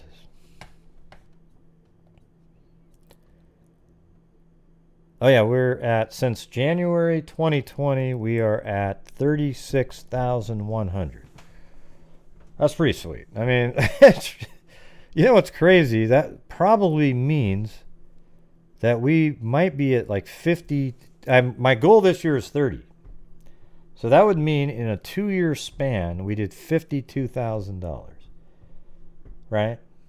And that means you guys donated a shitload more than that, but it's like a lot of people over time. And it's just been crazy, right? 52,000. God. But right now well, when I say only, we're at 36,100. And it's all you guys. I mean, I couldn't do it. It would be like zero if I did shows and there was no income coming in. And so it's all you guys, your generosity that makes it happen. Yeah, we do. We have awesome people here. I've got 388 channel members now. I guess you would say, if I was going to say, unfortunately, like 200 and something are all at that lower level. That's why when I realized that I kind of made a mistake, I should have had it like 299 or something like that. But, that's why we're going to try to shift it over to the 499 as the minimum one. But I might actually make it where there's like a 299 one. The sad part is if you get rid of a tier, you have to delete the entire, they're all gone, just like that.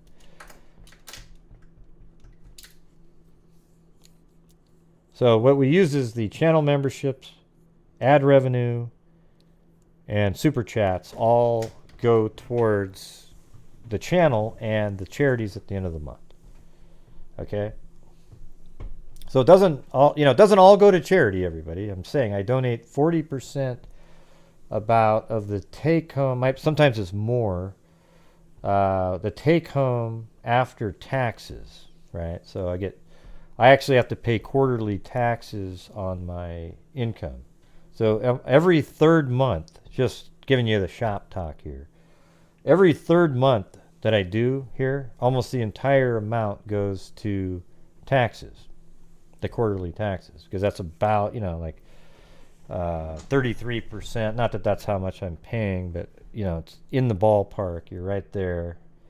So almost the entire income goes straight to the quarterly taxes, and then we start another month. The first 2 months we're still donating to charity, and there's income. Then the third month all goes to, but we're still donating to charity the same month that we're sending those taxes in. So it's kind of, it gets pretty, every third month is a little dicey, for sure. Yeah.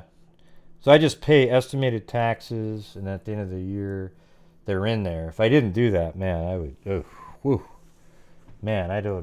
I would owe so much money. There's some people, though, they invest in the stock market. Each quarter they put the money in the stock market and hope it goes up, and then they take it out and then they have the profits, which isn't really a shitty idea. If you were about a year ago, you would have doubled the money. So instead of sending it in taxes, you invest it, and then the last quarter of the year you might send it in as a one-time estimated taxes that cover. Although I think you sort of have to send in quarterly estimated taxes, I think. I don't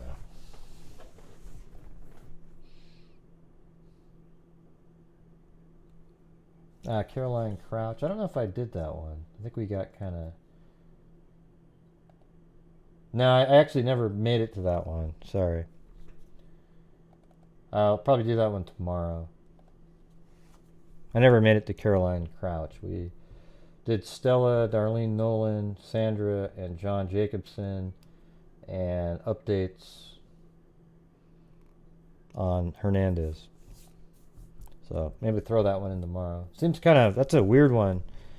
The Caroline Crouch, it almost seems like just an odd scenario. I actually, it's oddly, I sort of believe the husband's story in that one. Apparently, they're on some burglars or whatever came into their home and brought her upstairs and threatened her to get. They had a lot of cash in the home, and they killed her, and then they left. But I'm not really sure why they would have left him alive. It sort of just seems odd, the story. But at this point, it sort of seems like. Hey, thanks, Georgina Stoliker.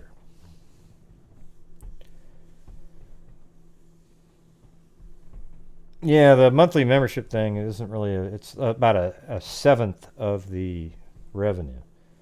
Now, let's just say this: if I had 1,000 people or 500 people at the Megazoid level, then the super chat revenue could be a lot less, and it would still be the same as it is now. But it's not. That's not going to happen.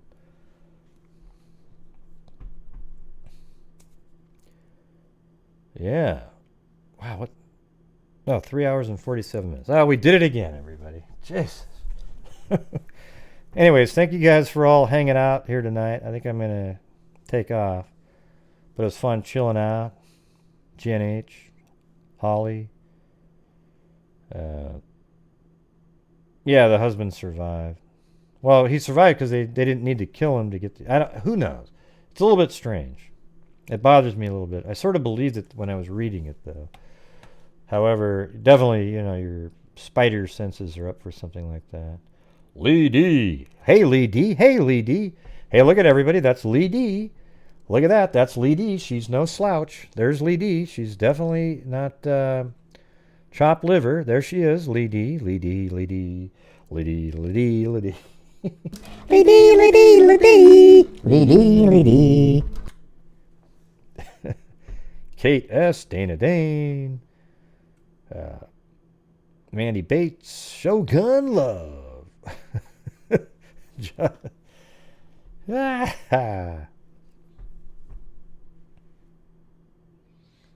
well, some people don't act the same, Justice for. That's the problem. Yeah, I don't judge anybody by their interviews anymore. It's just people... Oh, look, he said was. He said was. So what? So what? Was doesn't mean knowledge of anything. It means that you said was when somebody's missing. People do it all the time. Yeah, especially after the Heidi Broussard case. Everybody watched that one. This is the only channel out there that didn't think his interview was even dodgy at all. Okay? All the rest, oh, he did it, man. He did it. Look at that. Look at the way he's done. No, it was just a really shitty interview, as a matter of fact. He told him that he was nervous. He didn't like doing those. And they made it really uncomfortable for him. Yeah. Hey, see you later, Metal Madness.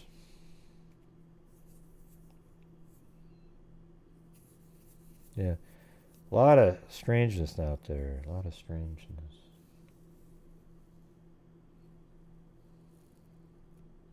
Okay. Wow, it's so quiet right now. So anyways, I am going to get the hell out of here. I'm going to go sit down and chill out. Oh, wait. Netflix and chill. Oh, shit. Yeah. Yeah, thanks for the super chats, everybody. And Jennifer, thanks for the idea. Seems pretty... I think it sounds like people like the happy time for a few minutes there. Instead of always putting me in jail. But yes, make sure that you wash your hands, maintain your social distancing, wear a mask, and, for God's sakes, man, I want you all to survive. Let's go get that vaccine, all right? I know, it's a little bit spooky, but they're really safe and effective. And if you get Pfizer, there really isn't much side effects at all.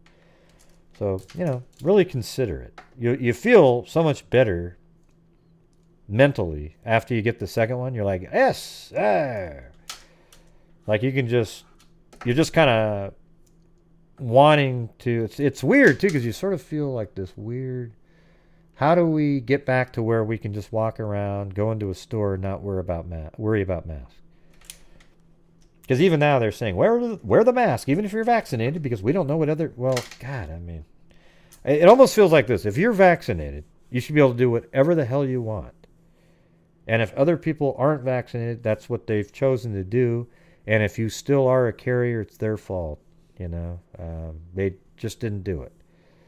And I feel like that's the way it should be. It seems like vaccinated people, that would be the best message. If you're vaccinated, you should be able to do whatever the hell you want.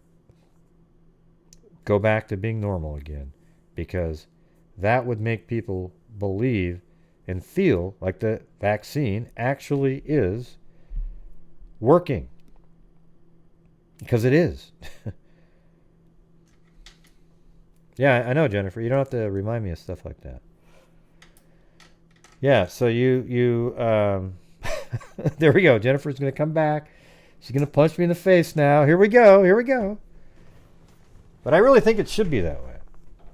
I think that if you're fully vaccinated 2 or 3 weeks after your vaccination, that you should be able to do whatever the hell you want that you did prior and be accepted in all restaurants, sporting events, or everything else. And then everybody else it's up, that was your choice. And if you got sick from it, hey, that sucks. All right? Yeah. Let's see.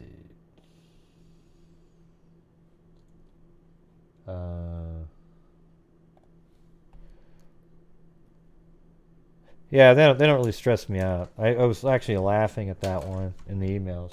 Total idiot. I mean, just an embarrassment, really. Okay. Let me find the... Takes a while to dig for it, so sometimes I just do the last part first. Okay, let me do this. My brain is shot. It's weird. It doesn't sound the same as it used to.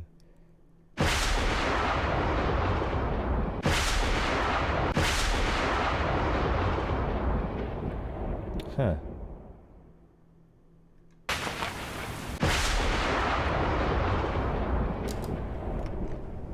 Thanks, Holly. Thank you to Rita Schaefer, Brian Joe, Claudia Neubauer, Cami Curry, Sassmare, Scott Holland, Cairo, Cindy Liam, Claudia Neubauer, Crazy Horse, Kentucky Church Guy, Jennifer Rochelle, Allie Cake, Leah Marie, Shelley Wagner, Jennifer Rochelle, Rita Schaefer, Lee D, Shogun Love, Susanna Matt Gillipadre, Claudia Neubauer, Lori Fisher, Tracy Harrison. Enjoy spending many of my evenings with y'all, and love supporting great charities in Grey. Well, thanks, Holly. Rita Schaefer, Lee D, Jennifer Rochelle, Jen H, Michelle Nicholas, Rhea Mazzarone, Amber Maiden, Sarah M, Dana Day, Quietly Frozen, Georgina Stoliker, Leah Furness, Mandy Bates, May Folk, Jennifer Rochelle, Zozo, Leah Furness, and Rita Schaefer. I don't know, does that sound the same, the lightning bolt? It sounds sort of like muted or something. I don't know, I might have to... Does it sound the same to you guys? This?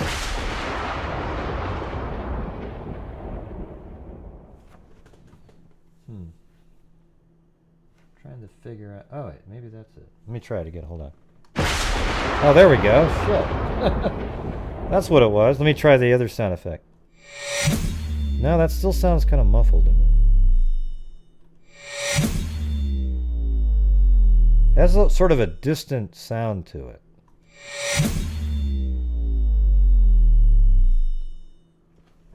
Let me think.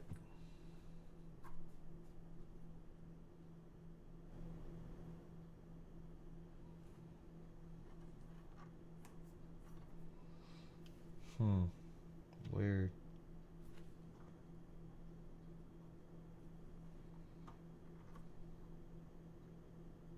I don't know.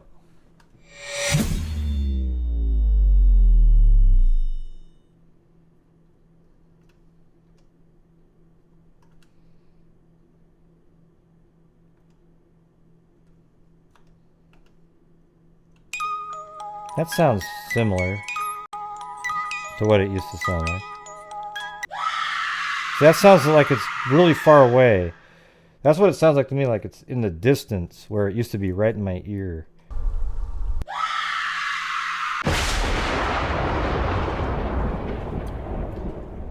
Alright, anyways, who gives a crap? Well, I'll figure it out on my own. But anyways, thank you guys. I appreciate it. And we will see you guys tomorrow.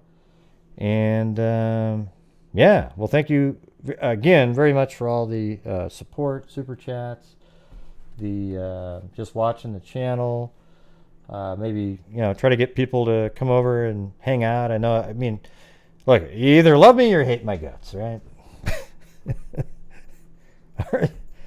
But the difference is I try to put information out there the correct way instead of sensationalism.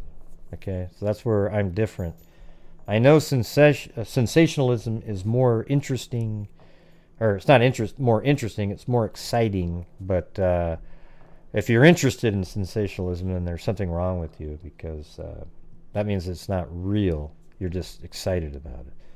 So there you go. We'll see you guys tomorrow, and as I always say, until next time, be safe out there. And a 2 and a 3 and a 4 and a... Yeah, I've been doing this true crime thing for quite a while now. And during this whole time, I have not seen one person that is a crime dissector.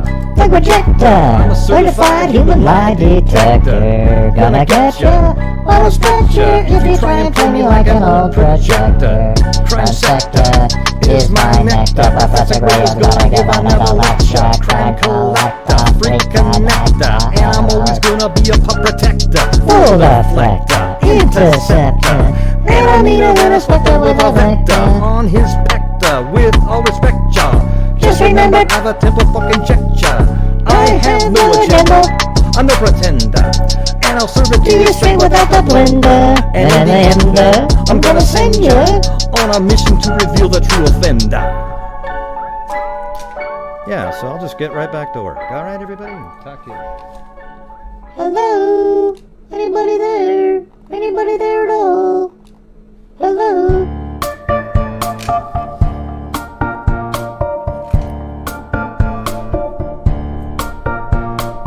M-A-S-T-O, a G with a double E. Let him go ahead, but it the name of the medical message. Oh, my name is known all over the world by the foxy ladies and the pretty girls. Going down in history with all the better feathers that ever could be. Now I'm feeling the highs and I'm feeling the lows. The beat starts getting into your toes. You start popping your fingers and stamping your feet, moving your body while you're sitting in your seat and say bam. When you start doing the freak, I said bam. I ride it out of your seat, then you throw your hands high in the air. You're rocking to the beat, singing derriere. You're rocking to the beat without a care, with the suicide MCs for the affair. Now I'm not as tall as the rest of the gang, but I can rap to the beat just the same. There's a little face and a pair of brown eyes. To the ladies is hypnotized, singing on and on and on and on. Beat don't step until the break of dawn. I said on and on and on and on, like a hot diddy poppy poppy pop diddy diddy poppy pop pop. Don't feel stop, I come alive, yo. Give me what you got, cause I'm guaranteed to make you rock. I said 1, 2, 3, 4. Tell me one, the mic, what are you waiting for? Woo! That's what I'm talking about. That's what I'm talking about. Ever went over a friend's house to eat and the food just tastes so good? I mean the macaroni saga, the peas almost, and the chicken tastes like wood. So you try to play it off like you think you can by saying that you're a fool. And the man says, man, there's plenty of food. Sorry, pile some more on your plate. And what I think is who's...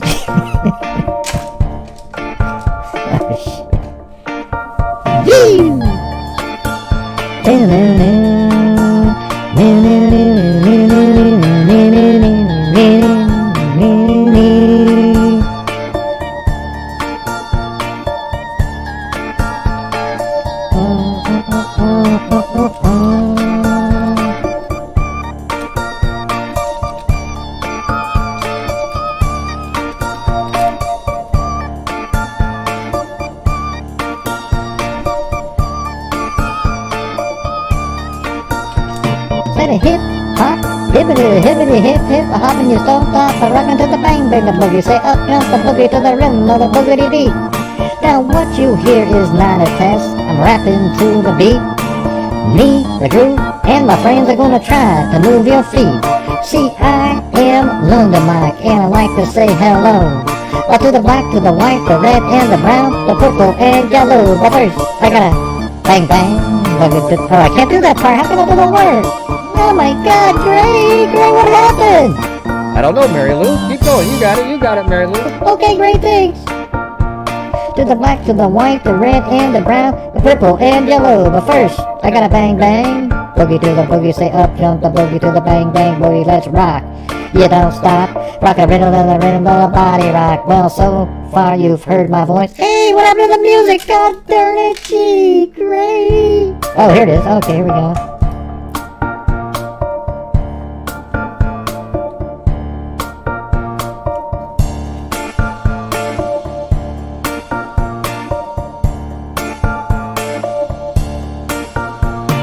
So far you've heard my voice, but I brought 2 friends along. And next on the mic is Lawman Hank. Come on, Hank, sing that song. Check it out on the CAS and the OVA, and the rest is FLY. See, you go by the code of the fate of the name, or the reason you tell me why. You see, I'm 6'1", and I'm tons of fun, and I dress to a T. See, I got more clothes than Muhammad Ali, and I dress so viciously. I got bodyguards, I got 2 big cars, the devil me needs a whack. I got a Lincoln Continental and a sunroof Cadillac. So after school I take a dip in the pool, which is really on the wall. I got a color TV so I can see the Knicks play basketball. Hear me talking about checkbook, credit cards, more money than a sucker could ever spend. But I wouldn't give a sucker or a bum from the rocker to the time till the kid again. I said, little one.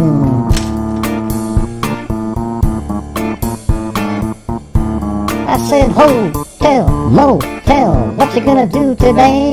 Cause I'm gonna get in the fire girl. Oh my God, this is crazy, man. I can't remember all that shit. Now I'm feeling the highs and I'm feeling the lows. Beat starts getting into your toes. You start popping your fingers and stomping your feet and moving your body while you're sitting and you're sitting and say, damn, stop doing the freak. I said, damn, right out of your seat. Then you throw your hands high in the air, rocking to the beat without a care. Rocking to the beat without a game, with a suicide MC's fully affair. Now I'm not as tall as the rest of the gang, but I can rap to the beat just the same. I got little face and a pair of brown eyes, and my credit to the ladies is hypnotized. Singing on and on and on and on. The beat don't stop until the break of dawn. Singing on and on and on and on. Like a hot diddy pop, diddy diddy pop, pop. Don't dare stop or come alive, yo. Give me what you got, cause I'm guaranteed to make you hot. Instead of 1, 2, 3, 4. Tell me one, then Mike, what are you waiting for?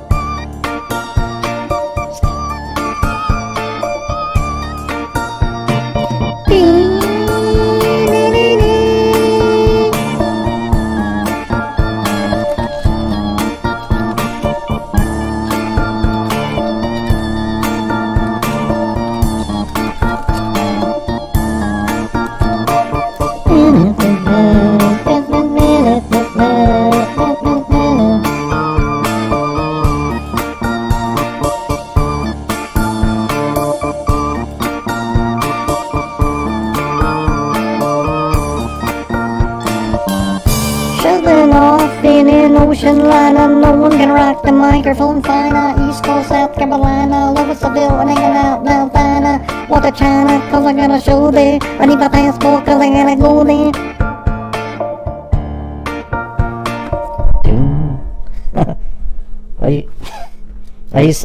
Oh man.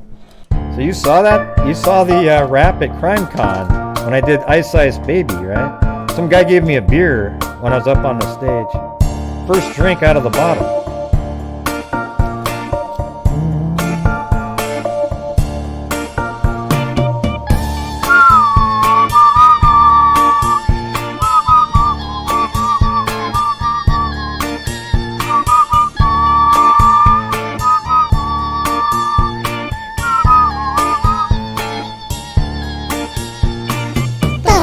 Collaborate and listen. I said back with his brand new invention, something. Brother holding me tightly, flows like a harpoon daily and nightly. Will it ever stop? Yo, don't know. Turn off the lights, then I'll glow. To the extreme, I'm at the mic like a vandal. Light up the stage and mark a chump like a candle. Dance, cause the speakers that boom, killing your brain like a poisonous mushroom, deadly. When I play a dope melody, anything less than the best is a felony. Love it, leave it, better gain weight, better hit Google, better get don't play. If there was a problem, yo, I'll solve it. Check out the hook where my DJ revolves it.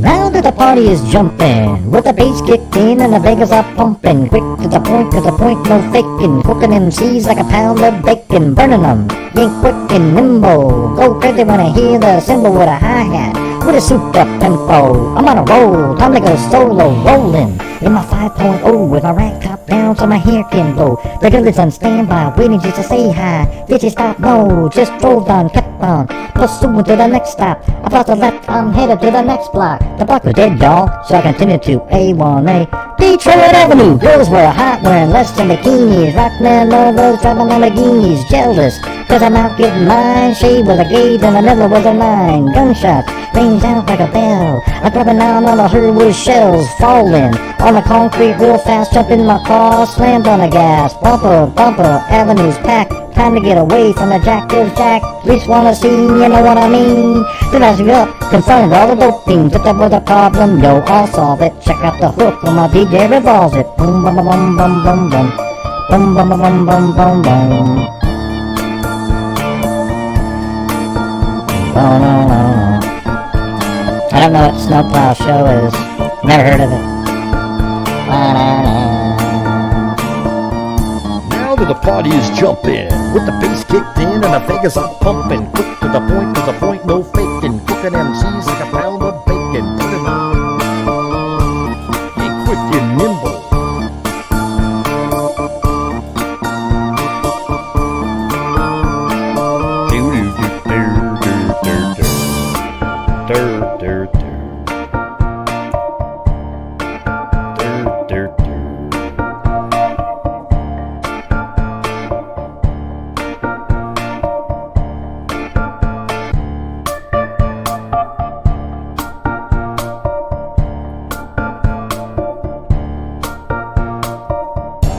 Collaborate and listen. I sit back with his brand new invention, something. Brother holding me tightly, flows like a harpoon daily and nightly. Will it ever stop? Yo, don't know. Turn off the lights and I'll glow to the extreme. I rock the mic like a vandal, light up the stage and work the trump like a candle. Bam! Where the speakers are boom, killing your brain like a poisonous mushroom. Deadly. When I play a dope melody, anything less than the best is a felony. Love it, believe it, better give way, better hit goals that a kid don't play. If there was a problem, yo, I'll solve it. Check out the hook of my DJ revolver. Hey, Gray, that was fun. You're a lot better than John Boy is. Well, I sure as hell hope so. Thank you.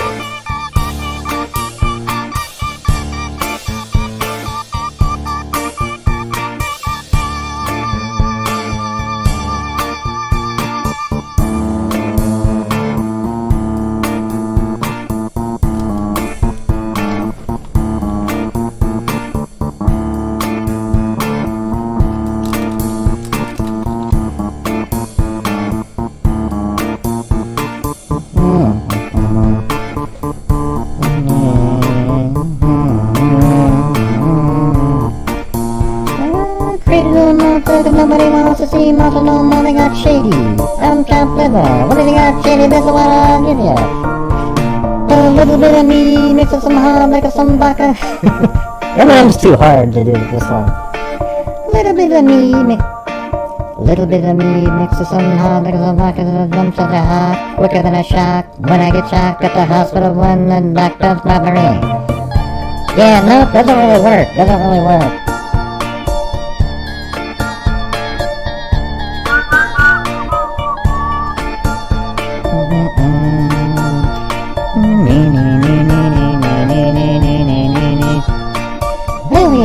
Kids feeling rebellious and vigorous, the parents still listen to Elvis. They start feeling like prisoners helpless, till someone comes along on a mission yells, bitch! Visionary, vision scary, can start a revolution, polluting the airways of rebels. So just let me revel and bask in the fact that I got everyone kissing your ass. It's such a disaster, what a catastrophe for you to see so damn much my... I know that one though. Yeah! It's just the wrong beat though, it's the wrong beat.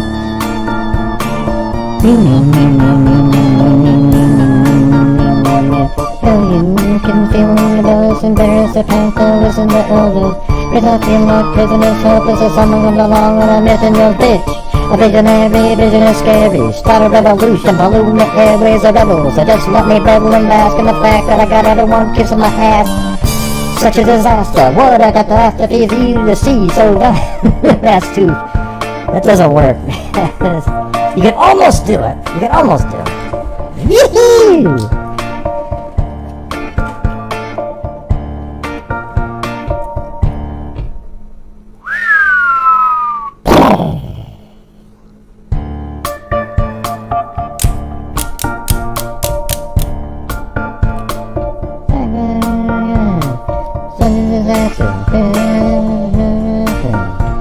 When I'm back, put it down and turn it to the bin, and I'm gonna enter in front of your skin like a splinter. Gonna enter in front of your skin like a splinter. The center of attention, back for the winner, interesting. The best things is wrestling, investing in your kids' ears is nesting. Testing, attention please, feel the tension, soon someone mentions me. Here's my 10 cents, 2 cents, speak up. Nuisance, who sent, well me! There we go, I think we can do it, let's try it then. Little hellions, kids feeling rebellious, embarrass their children and listen to elders. They start feeling like prisoners, helpless, so someone comes along on a mission and yells, a visionary, vision is scary. Could start a revolution, pollute the airways of rebels. So just let me revel and bask in the fact that I got everyone kissing my ass. It's such a disaster, such a catastrophe for you to see so much of my ass you asked of me. Ah, shit, man, I can't do it. Hey, I give it a shot, alright? Alright, give it a shot.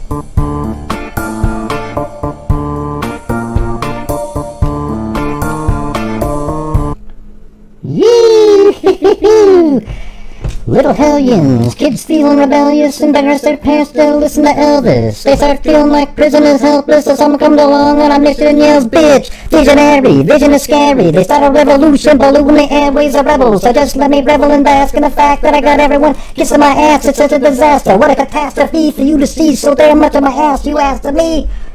Woo! Well, I'm back. No. Frickin' damn it, and then I'm gonna enter in front of your skin like a splinter. Alright, everybody, hey! I just did a better beat for that one. You know what I'm saying? Gee! Man, you're crazy, Mary Lou. Oh gosh, I was just trying to have fun. Gee, you're so mean, Gray. You could tell that was fake right at the end there. Come on, Mary Lou. All right, everybody, thank you very much. See you tomorrow. And be safe out there.